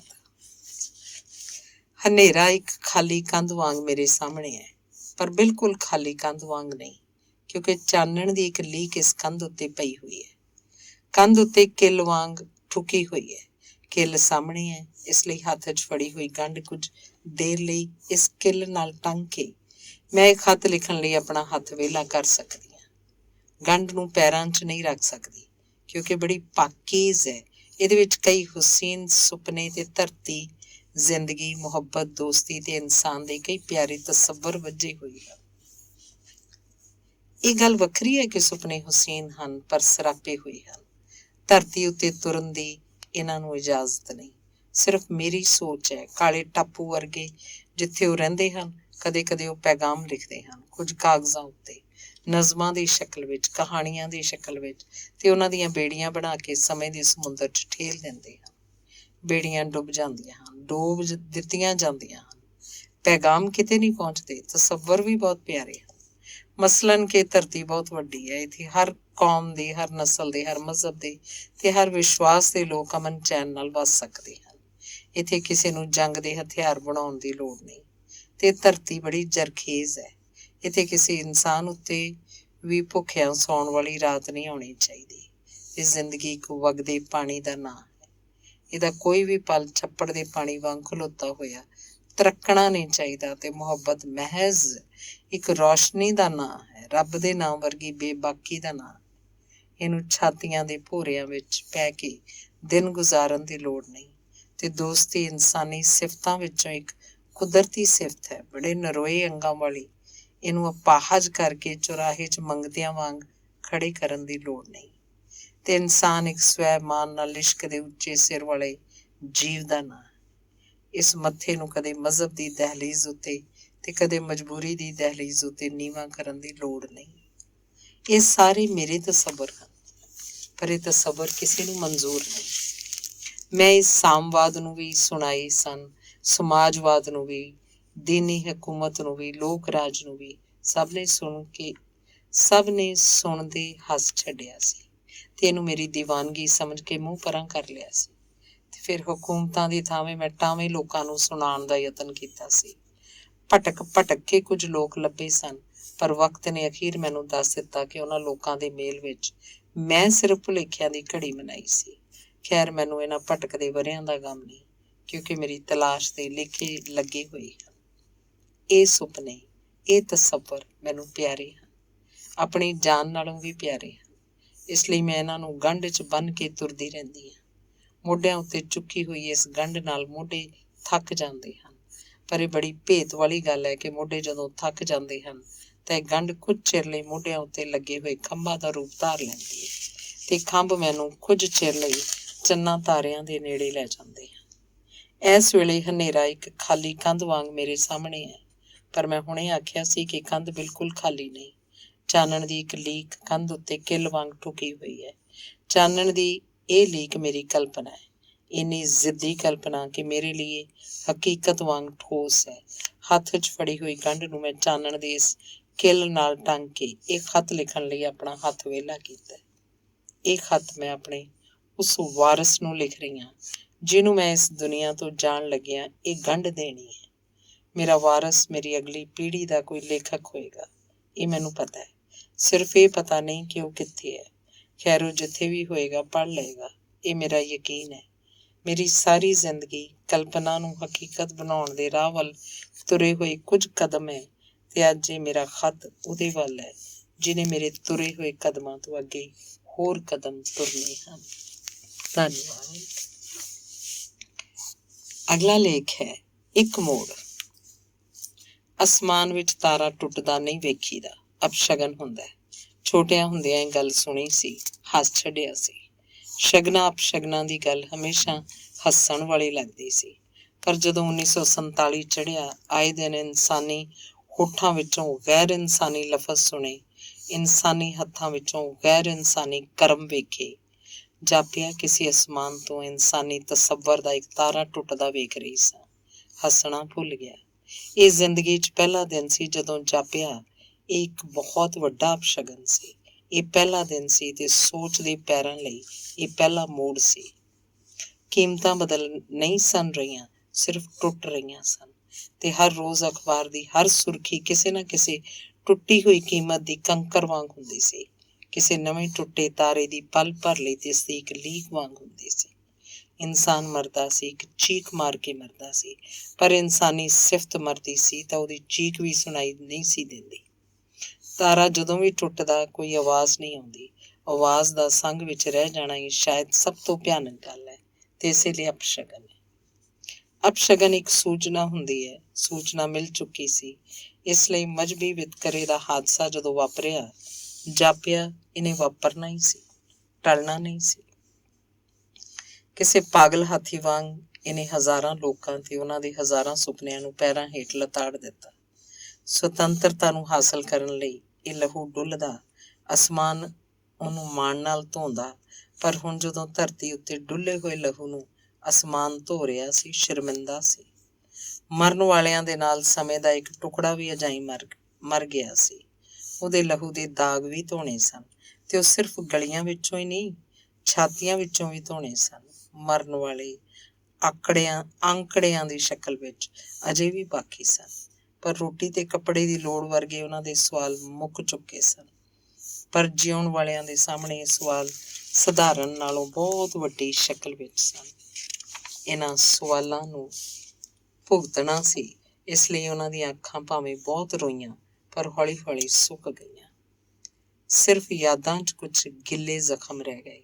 ਜ਼ਖਮਾਂ ਉੱਤੇ ਲਾਉਣ ਲਈ ਦਾਰੂ ਵੀ ਮਿਲਿਆ ਸੀ। ਦੇਸ਼ ਨੂੰ ਸੁਤੰਤਰਤਾ ਮਿਲੀ ਸੀ, ਇਸ ਲਈ ਜ਼ਖਮਾਂ ਨੇ ਮੁਸਕਰਾਉਣ ਦੀ ਜਾਚ ਸਿੱਖੀ। ਜੇ ਜ਼ਖਮਾਂ ਨੇ ਕਦੀ ਆਪਣੀ ਗੱਲ ਕੀਤੀ ਤਾਂ ਸਿਰਫ ਇਸ ਲਈ ਕਿ ਦਾਰੂ 'ਚ ਉਹਨਾਂ ਦਾ ਵਿਸ਼ਵਾਸ ਵੱਡਾ ਹੋ ਜਾਏ ਤੇ ਜਿਹੜੇ ਸਵਾਲ ਸਾਹਮਣੇ ਸਨ ਉਹਨਾਂ ਦੇ ਜਵਾਬ 'ਚ ਕੋਈ ਵਿਸ਼ਵਾਸ ਵੱਡਾ ਹੋ ਜਾਏ। ਸਾਹ ਲੈਣ ਲਈ ਜਿਹੜੀ ਹਵਾ ਚਾਹੀਦੀ ਹੈ, ਉਸ ਹਵਾ 'ਚ ਲੋਕਾਂ ਦੇ ਅਰਮਾਨ ਜ਼ਰਿਆਂ ਵਾਂਗ ਰਲੇ ਹੋਏ ਸਨ, ਪਰ ਫਿਰ ਵੀ ਲੋਕ ਸਾਹ ਲੈ ਰਹੇ ਸਨ, ਕਿਉਂਕਿ ਉਸ ਹਵਾ 'ਚ ਉਹ ਇਕਰਾਰ ਵੀ ਸਨ ਜਿਹੜੇ ਦੇਸ਼ ਦੀ ਸੁਤੰਤਰਤਾ ਨਾਲ ਜੁੜੇ ਹੋਏ ਸਨ, ਆਕਸੀਜਨ ਵਰਗੇ। ਪਰ ਹੌਲੀ ਹੌਲੀ ਉਸ ਹਵਾ 'ਚ ਸਾਹ ਪਰੇਸ਼ਾਨ ਹੋ ਗਏ, ਕਿਉਂਕਿ ਇਕਰਾਰ ਆਕਸੀਜਨ ਨਹੀਂ ਦਿੰਦੇ, ਇਕਰਾਰਾਂ ਦੀ ਪੂਰਤੀ ਆਕਸੀਜਨ ਹੁੰਦੀ ਹੈ। ਸੁਤੰਤਰਤਾ ਸਾਹਮਣੇ ਹੈ, ਸੂਖਮ ਮਨ ਦੀ ਅਵਸਥਾ ਵਾਂਗ ਨਹੀਂ, ਠੋਸ ਇੱਕ ਦੀਵਾਰ ਵਾਂਗ। ਹਰ ਦੀਵਾਰ ਵਾਂਗ ਇਹਦਾ ਵੀ ਇਤਿਹਾਸ ਹੈ। ਇਸ ਦੀਵਾਰ ਦੀ ਉਸਾਰੀ ਲਈ ਵਰ੍ਹੇ ਲੱਗੇ ਸਨ। ਇੱਕ ਇੱਕ ਇੱਟ ਚੁਣਨੀ ਪਈ ਸੀ। ਇਹਨੂੰ ਉਸਾਰਨ ਲਈ ਜਿਨ੍ਹਾਂ ਨੇ ਆਵਾਜ਼ਾਂ ਉਠਾਈਆਂ ਸਨ, ਹੱਥ ਅੱਗੇ ਕੀਤੇ ਸਨ, ਉਹਨਾਂ ਵਿੱਚੋਂ ਬਹੁਤ ਸਾਰੇ ਹੱਥ ਅੱਜ ਬਾਕੀ ਨਹੀਂ, ਸਿਰਫ ਉਹਨਾਂ ਦੀਆਂ ਆਵਾਜ਼ਾਂ ਬਾਕੀ ਹਨ। ਪਰ ਉਹ ਆਵਾਜ਼ਾਂ ਦੀਵਾਰ ਦੇ ਅੰਦਰਲੇ ਪਾਸੇ ਨਹੀਂ, ਬਾਹਰਲੇ ਪਾਸੇ ਹਨ। ਉਹ ਆਵਾਜ਼ਾਂ ਹੁਣ ਕੁਝ ਨਹੀਂ ਆਖ ਸਕਦੀਆਂ, ਸਿਰਫ ਕਦੇ ਹੌਲੀ ਤੇ ਕਦੇ ਜ਼ੋਰ ਦੀ ਦੀਵਾਰ ਨਾਲ ਟਕਰਾਉਂਦੀਆਂ ਹਨ। ਅੰਦਰਲੇ ਪਾਸੇ ਹੱਥ ਵੀ ਹਨ, ਆਵਾਜ਼ਾਂ ਵੀ, ਪਰ ਇਹਨਾਂ ਹੱਥਾਂ ਵਿੱਚੋਂ ਬਹੁਤ ਸਾਰੇ ਹੱਥ ਉਹ ਹਨ ਜੋ ਦੀਵਾਰ ਉੱਤੇ ਲਟਕੇ ਸੁਪਨਿਆਂ ਤੱਕ ਨਹੀਂ ਪਹੁੰਚ ਸਕਦੇ, ਤੇ ਇਹਨਾਂ ਆਵਾਜ਼ਾਂ ਵਿੱਚੋਂ ਬਹੁਤ ਸਾਰੀਆਂ ਆਵਾਜ਼ਾਂ ਉਹ ਹਨ ਜਿਹੜੀਆਂ ਵਕਤ ਦੇ ਕੰਨਾਂ 'ਚ ਨਹੀਂ ਪੈ ਰਹੀਆਂ। ਸਭ ਕੀਮਤਾਂ ਤਾਰੇ ਹੁੰਦੀਆਂ ਹਨ। ਵਿਸ਼ਵਾਸ ਸਭ ਤੋਂ ਵੱਡਾ ਤਾਰਾ ਹੈ।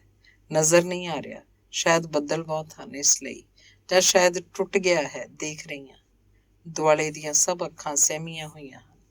ਸ਼ਾਇਦ ਉਹਨਾਂ ਨੇ ਇਸ ਤਾਰੇ ਨੂੰ ਟੁੱਟਦਿਆਂ ਵੇਖਿਆ। ਸਹਿਮ ਮੇਰੀਆਂ ਅੱਖਾਂ ਵਿੱਚ ਵੀ ਹੈ। ਸ਼ਾਇਦ ਦੁਆਲੇ ਦੀਆਂ ਅੱਖਾਂ 'ਚ ਪਏ ਹੋਏ ਸਹਿਮ ਦਾ ਪਰਛਾਵਾਂ ਹੈ, ਜਾਂ ਸ਼ਾਇਦ ਮੇਰੀਆਂ ਅੱਖਾਂ ਨੇ ਵੀ ਇਸ ਤਾਰੇ ਨੂੰ ਟੁੱਟਦਿਆਂ ਵੇਖਿਆ। ਸ਼ਾਇਦ ਵੇਖਿਆ ਹੈ, ਪਰ ਅਜੇ ਮੈਨੂੰ ਜਾਂ ਤੁਹਾਨੂੰ ਇਹ ਦੱਸਣਾ ਨਹੀਂ ਚਾਹੁੰਦੀਆਂ। ਸੋਚ ਰਹੀ ਹਾਂ, ਜੇ ਟੁੱਟ ਗਿਆ ਤਾਂ ਇਹ ਅਪਸ਼ਗਨ ਪਤਾ ਨਹੀਂ ਕਾਹਦਾ ਸੂਚਕ ਹੈ।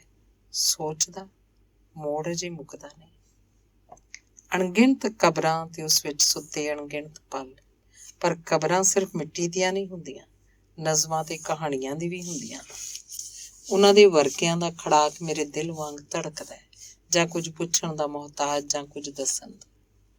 ਪਤਾ ਨਹੀਂ ਇਹ ਕੀ ਹੁੰਦਾ ਹੈ, ਸ਼ਾਇਦ ਆਪਣਾ ਹੀ ਪਰਛਾਵਾਂ ਜੋ ਪਰਾਏ ਨਕਸ਼ਾਂ 'ਚੋਂ ਦਿਸਦਾ ਹੈ, ਉਹਨਾਂ ਮੂੰਹਾਂ ਦੀ ਕਲਪਨਾ ਵਿੱਚੋਂ ਵੀ ਜੋ ਕਦੇ ਵੇਖੇ ਨਹੀਂ ਹੁੰਦੇ। ਉਹ ਮੂੰਹ ਭਾਵੇਂ ਹਿੰਦੁਸਤਾਨ ਦੀ ਵੰਡ ਵੇਲੇ ਰੋਏ ਹੋਣ, ਭਾਵੇਂ ਧਰਤੀ ਦੇ ਕਿਸੇ ਟੁਕੜੇ 'ਚ ਲੱਗੀ ਜੰਗ ਵੇਲੇ, ਪਰ ਉਹਨਾਂ ਦੇ ਅੱਥਰੂ ਮੈਂ ਆਪਣੀਆਂ ਅੱਖਾਂ 'ਚ ਵੇਖੇ ਸਨ।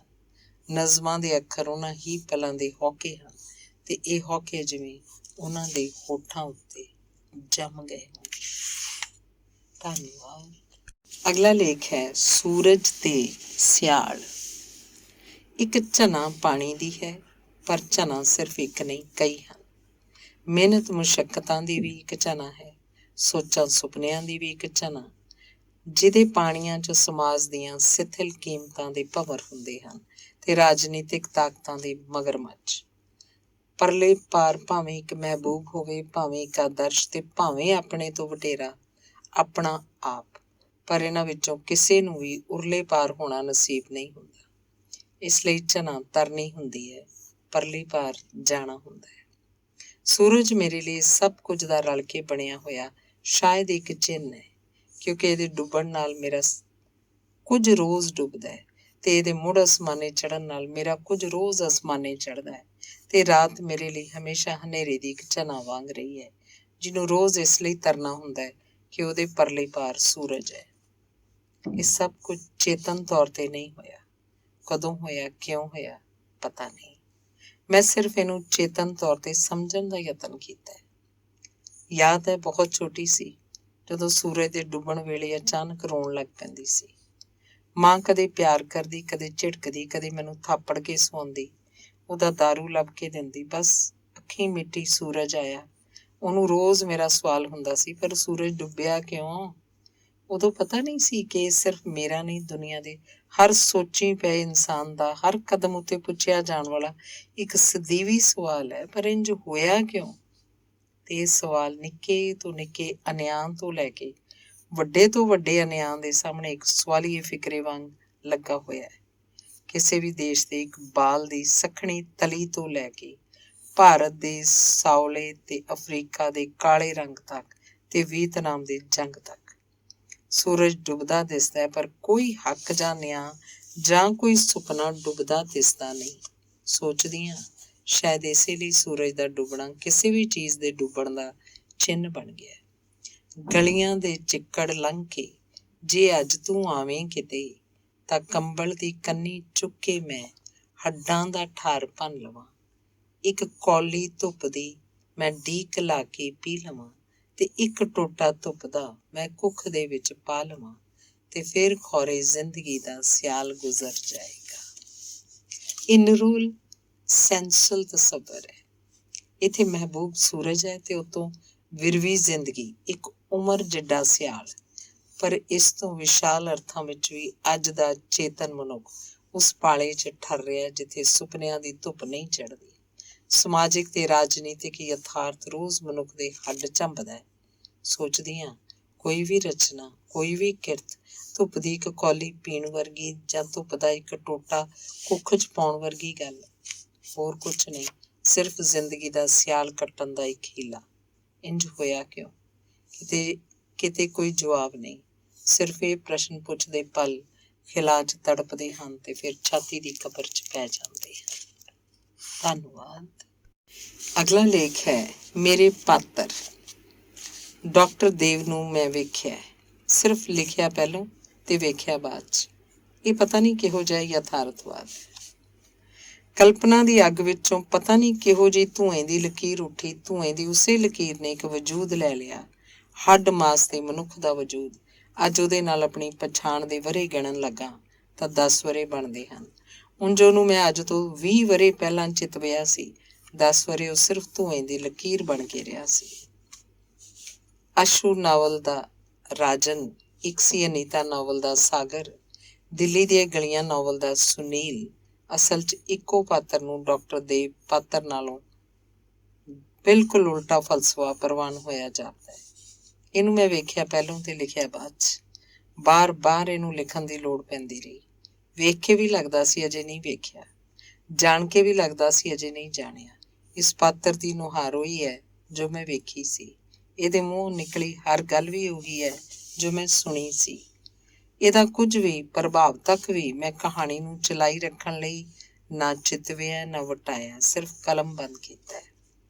ਤੇ ਆਖਰੀ ਸਾਂ, ਇਸ ਪਾਤਰ ਨੂੰ ਡਾਕਟਰ ਦੇਵ ਨਾਲੋਂ ਬਿਲਕੁਲ ਉਲਟਾ ਫਲਸਫਾ ਪ੍ਰਵਾਨ ਹੋਇਆ ਜਾਪਦਾ ਹੈ, ਕਿਉਂਕਿ ਇਹਦਾ ਵਜੂਦ 20-25 ਵਰ੍ਹਿਆਂ ਦੀ ਪਛਾਣ ਤੋਂ ਬਾਅਦ ਵੀ ਮੇਰੇ ਵਾਸਤੇ ਧੂਏਂ ਦੀ ਲਕੀਰ ਵਾਂਗ ਹੈ। ਇਹ ਗੱਲ ਵੱਖਰੀ ਹੈ ਕਿ ਧੂਏਂ ਦੀ ਲਕੀਰ ਦਾ ਕੁਝ ਹਿੱਸਾ ਸਾਹਾਂ ਵਿੱਚ ਵੀ ਸ਼ਾਮਿਲ ਹੋ ਜਾਂਦਾ ਹੈ। ਤੇ ਮੇਰੀ ਥਾਵੇਂ ਅਸ਼ੂ ਨਾਵਲ ਦੀ ਅਸ਼ੂ, ਇੱਕ ਸੀ ਅਨੀਤਾ ਨਾਵਲ ਦੀ ਅਨੀਤਾ, ਦਿੱਲੀ ਦੀਆਂ ਗਲੀਆਂ ਨਾਵਲ ਦੀ ਕਾਮਨੀ। ਵਰ੍ਹਿਆਂ ਦੇ ਵਰ੍ਹੇ ਉਹ ਸਾਹ ਲੈਂਦੀਆਂ ਰਹੀਆਂ ਜਿਨ੍ਹਾਂ 'ਚ ਗਾੜਾ, ਚਿੱਟਾ ਤੇ ਕੌੜਾ ਧੂੰਆਂ ਰਲਿਆ ਹੋਇਆ ਸੀ। ਇਹ ਗੱਲ ਵੱਖਰੀ ਹੈ ਕਿ ਫੇਫੜਿਆਂ 'ਚ ਲਹਿੰਦਾ ਇਹ ਧੂੰਆਂ ਕੁਝ ਚਿਰ ਲਈ ਰੂਹ ਵੀ ਨਸ਼ਿਆ ਦਿੰਦਾ। ਪਾਤਰਾਂ ਨੂੰ ਵੇਖੇ ਤੇ ਜਾਣੇ ਬਿਨਾਂ ਮੈਂ ਕਹਾਣੀ ਨਹੀਂ ਲਿਖ ਸਕਦੀ। ਪਰ ਕਿਸੇ ਪਾਤਰ ਨੂੰ ਜਾਣਨਾ ਤੇ ਫਿਰ ਉਹਨੂੰ ਕਾਗਜ਼ ਉੱਤੇ ਉਤਾਰਨਾ ਦੋ ਵੱਖਰੇ ਅਮਲ ਹਨ। ਕਈ ਵਾਰੀ ਇੱਕ ਮੂੰਹ 'ਚ ਕਈ ਮੂੰਹ ਰਲ ਜਾਂਦੇ ਹਨ, ਇਸ ਲਈ ਉਹਨੂੰ ਕਿਸੇ ਇੱਕ ਨਾਂ ਨਾਲ ਜੋੜਨਾ ਨਾ ਸੰਭਵ ਹੈ ਨਾ ਸੱਚ। ਅਜਿਹੇ ਪਾਤਰ ਦਾ ਨਾਂ ਸਿਰਫ ਮਨੁੱਖ ਦੇ ਨਾਂ ਨਾਲ ਜੁੜਦਾ ਹੈ ਤੇ ਇਹੀ ਉਹਦਾ ਯਥਾਰਥ ਹੈ। ਇਹੀ ਕਾਰਨ ਹੈ ਕਿ ਕਈ ਵਾਰ ਦੂਰ ਦਰਾਜ਼ ਦੇ ਪਾਠਕ ਜਿਨ੍ਹਾਂ ਨੂੰ ਲੇਖਕ ਨੇ ਕਦੇ ਨਹੀਂ ਵੇਖਿਆ ਹੁੰਦਾ, ਲੇਖਕ ਨੂੰ ਖਤ ਲਿਖਦੇ ਹਨ ਕਿ ਉਹਨਾਂ ਨਾਲ ਵਾਪਰੀ ਕਹਾਣੀ। ਆਲਣਾ ਨਾਵਲ ਦਾ ਤੇਜ਼, ਜਦੋਂ ਨਿੱਕਾ ਜਿਹਾ ਬੱਚਾ ਸੀ ਤੇ ਜਿਹਨੂੰ ਉਹਦਾ ਫੌਜੀ ਪਿਓ ਜੰਗ ਵਿੱਚ ਜਾਣ ਲੱਗਿਆ ਇੱਕ ਹਸਪਤਾਲ ਦੇ ਇੱਕ ਵਾਰਡ ਵਿੱਚ ਛੱਡ ਗਿਆ ਸੀ ਕਿ ਜੇ ਉਹ ਜੰਗ 'ਚੋਂ ਜਿਉਂਦਾ ਮੁੜ ਆਇਆ ਤਾਂ ਬੱਚੇ ਨੂੰ ਵਾਪਸ ਮੈਂ ਲੈ ਲਵੇਗਾ, ਮੈਂ ਵੇਖਿਆ ਸੀ। ਪਰ ਇਸ ਨਾਵਲ ਦੀ ਨੀਨਾ ਇੱਕ ਕੁੜੀ ਦੇ ਰੂਪ 'ਚ ਮੈਂ ਨਹੀਂ ਵੇਖੀ। ਨਾਵਲ ਛਪਣ ਤੋਂ ਬਾਅਦ ਕਿਸੇ ਕੁੜੀ ਦਾ ਮੈਨੂੰ ਖਤ ਆਇਆ ਕਿ ਉਹ ਇਸ ਨਾਵਲ ਦੀ ਨੀਨਾ ਹੈ। ਇਸ ਨਾਵਲ ਦੀ ਨੀਨਾ ਵਾਂਗ ਉਹਨੂੰ ਯਕੀਨ ਹੋ ਗਿਆ ਕਿ ਉਹ ਆਪਣੇ ਇਸ ਦੂਸਰੇ ਜਨਮ ਸੁਖੀ ਨਹੀਂ ਹੋ ਸਕਦੀ, ਉਹ ਸਿਰਫ ਤੀਸਰੇ ਜਨਮ 'ਚ ਸੁਖੀ ਹੋਏਗੀ। ਖਤ ਦਾ ਜਵਾਬ ਦੇਣਾ ਚਾਹੁੰਦੀ ਸੀ ਕਿ ਇਹ ਖਿਆਲ ਇੱਕ ਵਹਿਮ ਹੈ, ਇਹ ਉਹਦਾ ਯਕੀਨ ਨਹੀਂ ਬਣਨਾ ਚਾਹੀਦਾ। ਪਰ ਖਤ ਵਿੱਚ ਉਸ ਕੁੜੀ ਨੇ ਨਾ ਆਪਣਾ ਨਾਂ ਲਿਖਿਆ ਸੀ ਨਾ ਪਤਾ। ਮੈਂ ਘਬਰਾ ਕੇ ਰਹਿ ਗਈ। ਕਈ ਵਰ੍ਹੇ ਬੀਤ ਗਏ ਪਰ ਉਹਦੇ ਖਤ ਦਾ ਦਰਦ ਅਜੇ ਵੀ ਬਾਕੀ ਹੈ। ਅੱਜ ਪਾਤਰਾਂ ਦੀ ਗੱਲ ਕਰਦਿਆਂ ਉਹਦਾ ਫੇਰ ਚੇਤਾ ਆ ਗਿਆ। ਜੇ ਕਿਤੇ ਉਹ ਪੜ੍ਹਦੀ ਹੋਵੇ, ਆਖਣਾ ਚਾਹੁੰਦੀ ਹਾਂ, ਨੀਨਾ ਮੇਰੀ 81 ਪਾਤਰ ਸੀ, ਕਈ ਮੂੰਹਾਂ ਨੂੰ ਵੇਖ ਕੇ ਘੜਿਆ ਹੋਇਆ ਮੂੰਹ। ਇਸ ਲਈ ਨੀਨਾ ਦਾ ਕੋਈ ਵੀ ਵਹਿਮ ਉਹਦਾ ਵਹਿਮ ਨਹੀਂ ਬਣਨਾ ਚਾਹੀਦਾ। ਮੈਨੂੰ ਅਫਸੋਸ ਹੈ ਕਿ ਕਹਾਣੀ ਵਿਚਲੀ ਨੀਨਾ ਦਾ ਵਹਿਮ ਆਖਰ ਸੱਚ ਹੋ ਜਾਂਦਾ ਹੈ ਤੇ ਇਸੇ ਸੱਚ ਹੁੰਦੇ ਵਹਿਮ ਵਿੱਚ ਉਸ ਅਣਜਾਣ ਕੁੜੀ ਨੇ ਆਪਣੀ ਹੋਣੀ ਦਾ ਪਰਛਾਵਾਂ ਵੇਖ ਲਿਆ।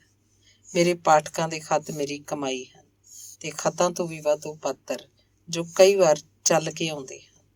ਆਪਣੇ ਮਨ ਦੇ ਜ਼ਖਮੀ ਤੇ ਅੱਲੇ ਥਾਵਾਂ ਨੂੰ ਮੇਰੇ ਸਾਹਮਣੇ ਰੱਖ ਕੇ ਆਖਦੇ ਹਨ, ਮੈਂ ਉਹਨਾਂ ਦੀ ਕਹਾਣੀ ਲਿਖ ਦੇਵਾਂ। 7 ਪੌਣੀਆਂ 70 ਮੋਢੇ। 7 ਪੌਣੀਆਂ 70 ਮੋਢੇ। ਮੈਂ ਜਿਸ ਪਿਆਰੀ ਔਰਤ ਬਾਰੇ ਕਹਾਣੀ ਲਿਖੀ ਹੈ, ਉਹਦਾ ਮੇਰੇ ਵਿੱਚ ਇੰਨਾ ਵੱਡਾ ਵਿਸ਼ਵਾਸ ਸੀ ਕਿ ਸਿਰਫ ਮੈਂ ਉਹਦੀ ਕਹਾਣੀ ਲਿਖ ਸਕਦੀ ਸੀ। ਇਕਰਾਰ ਕੀਤਾ ਸੀ, ਕਦੇ ਉਹਦੇ ਸ਼ਹਿਰ ਆਵਾਂਗੀ, ਇਹ ਤੋਂ ਵੱਧ ਕੁਝ ਜਾਣਾਂਗੀ ਤਾਂ ਲਿਖਾਂਗੀ। ਪਰ ਕਹਾਣੀ ਲਿਖੀ ਗਈ। ਉਹਦੇ ਜਾਣ ਤੋਂ ਥੋੜ੍ਹੇ ਦਿਨਾਂ ਪਿੱਛੋਂ ਹੀ ਉਹ ਆਪਣਾ ਪਤਾ ਦੇ ਗਈ ਸੀ, ਪਰ ਉਹ ਅਜੇ ਮੇਰੇ ਕੋਲੋਂ ਗੁਆਚ ਗਿਆ ਸੀ। ਮੈਂ ਉਹਨੂੰ ਕਹਾਣੀ ਦੀ ਖਬਰ ਨਹੀਂ ਦੇ ਸਕੀ। ਅੱਜ ਜੇ ਕਿਤੇ ਉਹ ਇਹ ਗੱਲ ਪੜ੍ਹਦੀ ਹੋਵੇ। ਹੁਣ ਕੁਝ ਦਿਨ ਹੋਏ, ਇੱਕ ਸੀ ਅਨੀਤਾ ਨੂੰ ਉਰਦੂ ਤਰਜਮੇ 'ਚ ਪੜ੍ਹ ਕੇ ਹੈਦਰਾਬਾਦ ਦੇ ਕਿਸੇ ਵੇਸ਼ਵਾ ਘਰਾਣੇ ਦੀ ਇੱਕ ਸੁੰਦਰੀ ਦਾ ਖਤ ਆਇਆ ਕਿ ਉਹਦੀ ਰੂਹ ਅਨੀਤਾ ਦੀ ਰੂਹ ਜਿਹੀ ਪਾਕੀਜ਼ ਹੈ। ਤਲਾਸ਼ ਹੋਈ ਹੈ, ਪਰ ਹਾਦਸੇ ਹੋਰ ਸਨ ਤੇ ਜੇ ਮੈਂ ਉਹਦੀ ਕਹਾਣੀ ਲਿਖਣਾ ਚਾਹਵਾਂ ਤਾਂ ਕੁਝ ਦਿਨਾਂ ਲਈ ਦਿੱਲੀ ਆ ਸਕਦੀ ਹੈ। ਇਹ ਕੁਝ ਲੋਕ ਮੇਰੇ ਅਜਿਹੇ ਪਾਤਰ ਹਨ, ਜਾਪਦਾ ਜਿਨ੍ਹਾਂ ਦਾ ਦੇਣੀਆਂ ਦੇਣਾ। ਜ਼ਿੰਦਗੀ ਦੇ ਵਹਿੰਦੇ ਵਰੇ ਬਹੁਤ ਥੋੜ੍ਹੇ ਜਾਪਦੇ ਹਨ, ਪਰ ਇਹ ਆਖ ਸਕਦੀ ਹਾਂ, ਗੀਤਾਂ ਨਾਲ ਚੁਕਾ ਦਿਆਂਗੀ। ਇਹ ਜੋ ਅਸਾਂ ਮੌਤ ਦੇ ਕੋਲੋਂ ਘੜੀ ਉਧਾਰੀ ਲਿੱਤੀ, ਗੀਤਾਂ ਤੇ ਕਹਾਣੀਆਂ 'ਚ ਤਕਨੀਕੀ ਫਰਕ ਤੋਂ ਸਿਵਾਏ ਹੋਰ ਕੋਈ ਫਰਕ ਨਹੀਂ ਹੁੰਦਾ।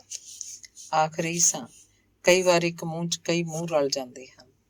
ਇਸ ਲਈ ਕਿਸੇ ਪਾਤਰ ਨੂੰ ਕਿਸੇ ਇੱਕ ਨਾਂ ਨਾਲ ਜੋੜਨਾ ਨਾ ਸੰਭਵ ਹੁੰਦਾ ਹੈ, ਨਾ ਸੱਚ।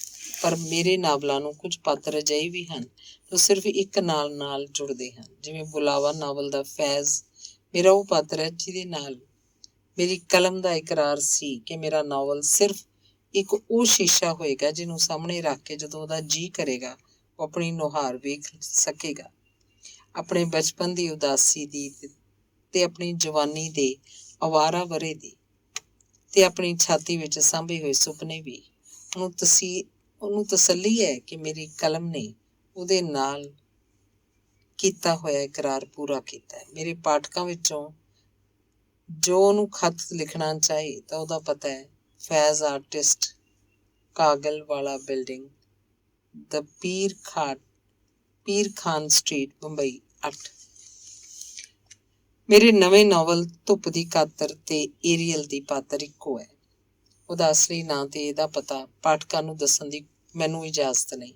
ਸਿਰਫ ਇੰਨਾ ਕਹਿ ਸਕਦੀ ਹਾਂ ਕਿ ਬ੍ਰਾਹਮਣ ਘਰਾਣੇ 'ਚ ਪੈਦਾ ਹੋਈ ਇਹ ਕੁੜੀ ਜ਼ਿੰਦਗੀ ਦੀਆਂ ਤਲਖੀਆਂ ਨੂੰ ਪੀ ਕੇ ਕਈ ਘੜਿਆਂ 'ਚ ਉਲਾਰ ਕੇ ਭਾਵੇਂ ਹੋਈ ਹੈ, ਪਰ ਸੁੰਗੜੀ ਨਹੀਂ। ਤੇ ਅੱਜ ਇਹਦੀ ਜ਼ਰੂਰਤ ਵਕਤ ਦੀਆਂ ਕੀਮਤਾਂ ਨਾਲ ਟਕਰਾਉਣ ਲਈ ਅਚਾਨਕ ਕਿਹੋ ਜਿਹੇ ਕਦਮ ਵੀ ਚੁੱਕ ਲੈਂਦੀ ਹੈ। ਕਈ ਵਾਰ ਉਹ ਹੈਰਾਨ ਹੋ ਕੇ ਵੇਖਦੀ ਰਹਿ ਜਾਂਦੀ ਹੈ। ਇਹਨਾਂ ਦੋਹਾਂ ਨਾਵਲਾਂ ਦੀ ਤਿਆਰੀ ਲਈ ਉਹਨੇ ਮੈਨੂੰ 1.5 ਮਹੀਨਾ ਆਪਣਾ ਸਾਥ ਦਿੱਤਾ, ਮੇਰੇ ਘਰ ਰਹਿ ਕੇ। ਕਈ ਵਾਰ ਮੈਂ ਨਾਵਲ ਦਾ ਕੋਈ ਕਾਂਡ ਲਿਖਦੀ ਹੁੰਦੀ, ਰੋਟੀ ਵੇਲਾ ਹੋ ਜਾਂਦਾ, ਮੇਰੀ ਥਾਵੇਂ ਰੋਟੀ ਉਹ ਪਕਾ ਦਿੰਦੀ, ਚਾਹ ਉਹ ਬਣਾ ਦਿੰਦੀ। ਬਹੁਤੇ ਨਜ਼ਦੀਕੀ ਦੋਸਤ ਤੇ ਉਹਦੇ ਬਹੁਤ ਨਜ਼ਦੀਕੀ ਦੋਸਤ ਉਹਨਾਂ ਦਿਨਾਂ 'ਚ ਉਹਨੂੰ ਮੇਰੀ ਮਾਡਲ ਆਖ ਕੇ ਬੁਲਾਉਂਦੇ ਸੀ। ਨਾਵਲਾਂ ਦੀ ਪਹਿਲੀ ਰੀਡਿੰਗ ਵੇਲੇ ਉਹਦੀਆਂ ਅੱਖਾਂ 'ਚ ਆਏ ਤਸੱਲੀ ਦੇ ਅੱਥਰੂ ਮੇਰੇ ਨਾਵਲਾਂ ਦੀ ਅਸਲ ਕੀਮਤ ਮੈਨੂੰ ਮਿਲੀ ਸੀ। ਇਹ ਦੋਵੇਂ ਨਾਵਲ ਮੈਂ ਉਸੇ ਨੂੰ ਡੈਡੀਕੇਟ ਕਰਨਾ ਚਾਹੁੰਦੀ ਸੀ। ਉਹਦਾ ਅਸਲੀ ਨਾਂ ਲਿਖ ਕੇ ਉਹਦੀ ਹਾਂ ਮੈਨੂੰ ਮਿਲ ਗਈ ਸੀ, ਪਰ ਉਹਨੂੰ ਕਿਸੇ ਵੀ ਔਰਤ ਤੋਂ ਬਚਾਉਣ ਲਈ ਆਖਰੀ ਪਲ ਮੈਂ ਇਹ ਫੈਸਲਾ ਬਦਲ ਲਿਆ ਸੀ। ਸਿਮਨ ਡੀ ਬੀਵਾਈ ਆਪਣਾ novel she came to stay ਲਿਖ ਕੇ ਉਹਦੀ ਪਾਤਰ ਬਾਰੇ ਦੱਸ ਸਕਦੀ ਹੈ ਕਿ ਉਹ ਕੁੜੀ ਓਲਗਾ ਸੀ ਤੇ ਸ਼ਾਰਤਰ ਨੇ ਜਦੋਂ ਉਸ ਕੁੜੀ ਨੂੰ ਪਿਆਰ ਕੀਤਾ, ਉਹਨੇ ਈਰਖਾ ਦੇ ਕਿਸੇ ਦਰਦ ਵਿੱਚੋਂ ਇਹ ਨਾਵਲ ਲਿਖਿਆ ਸੀ। ਤੇ ਆਪਣਾ ਇੱਕ ਹੋਰ ਨਾਵਲ ਮੈਡਰਿਨ ਲਿਖ ਕੇ ਉਹਦੇ ਸ਼ਿਕਾਗੋ ਹਾਦਸੇ ਬਾਰੇ ਉਹ ਕੁਝ ਵਰ੍ਹਿਆਂ ਪਿੱਛੋਂ ਇਹ ਦੱਸ ਸਕਦੀ ਹੈ ਕਿ ਉਹਨੇ ਆਪ ਕਿਹੜੇ ਅਮਰੀਕਨ ਨਾਵਲਿਸਟਾਂ ਨੂੰ ਚਾਹਿਆ ਸੀ ਤੇ ਜਿਹਦੇ ਵਿੱਚੋਂ ਉਹਨੇ ਮੈਡਰਿਨ ਦਾ ਸ਼ਿਕਾਗੋ ਪਾਤਰ ਘੜਿਆ ਸੀ। ਪਰ ਹਿੰਦੁਸਤਾਨ ਦੇ ਸਦਾਚਾਰਕ ਮਿਆਰ ਫਰਾਂਸ ਦੇ ਸਦਾਚਾਰਕ ਮਿਆਰਾਂ ਨਾਲੋਂ ਬਹੁਤ ਵੱਖਰੇ। ਇਸ ਲਈ ਇਹ ਦੱਸਣਾ ਔਖਾ ਹੈ ਕਿ ਮੇਰੇ ਨਾਵਲ ਚੱਕ ਨੰਬਰ 36 ਦਾ ਕੁਮਾਰ, ਇੱਕ ਸੀ ਅਨੀਤਾ ਦਾ ਇਕਬਾਲ ਤੇ ਦਿੱਲੀ ਦੀਆਂ ਗਲੀਆਂ ਦਾ ਨਾਸਿਰ ਕੌਣ ਹਨ। ਸਿਰਫ ਇੰਨਾ ਹੀ ਕਹਿ ਸਕਦੀ ਹਾਂ ਕਿ ਇਹ ਹਨ। ਕਈ ਵਾਰ ਛਪੇ ਨਾਵਲ ਦੀ ਜਾਂ ਛਪੀ ਕਹਾਣੀ ਦੀ ਕਾਪੀ ਉਹਦੇ ਪਾਤਰ ਨੂੰ ਦੇਣ ਲੱਗਿਆ ਮੈਂ ਉਹਦੇ ਉੱਤੇ ਆਪਣਾ ਆਪਣੇ ਹੱਥ ਨਾਲ ਉਹਦਾ ਅਸਲੀ ਨਾਂ ਲਿਖ ਕੇ ਨਾਲ ਇਹ ਵੀ ਲਿਖਿਆ ਹੈ, ਉਹਨੂੰ ਜੋ ਇਸ ਨਾਵਲ 'ਚ ਫਲਾਣੇ ਪਾਤਰ ਦੇ ਰੂਪ 'ਚ ਆਇਆ। ਪਰ ਇਹ ਕਾਪੀਆਂ ਜਿਨ੍ਹਾਂ ਨੂੰ ਦਿੱਤੀਆਂ ਉਹਨਾਂ ਦੀ ਮਲਕੀਅਤ ਹਨ। ਪਰ ਸ਼ਾਇਦ ਦਵਿੰਦਰ ਨੂੰ ਇਤਰਾਜ਼ ਨਾ ਹੋਵੇ ਜੇ ਦੱਸ ਦਿਆਂ ਕਿ ਦਿੱਲੀ ਦੀਆਂ ਗਲੀਆਂ ਨਾਵਲ ਉਹਨੂੰ ਦੇਣ ਲੱਗਿਆ ਮੈਂ ਉਹਦੇ ਪਹਿਲੇ ਸਫ਼ੇ 'ਤੇ ਲਿਖਿਆ ਸੀ, ਦਵਿੰਦਰ ਨੂੰ, ਜੋ ਇਸ ਨਾਵਲ ਦਾ ਹਰਦੇਵ ਹੈ। ਧੰਨਵਾਦ।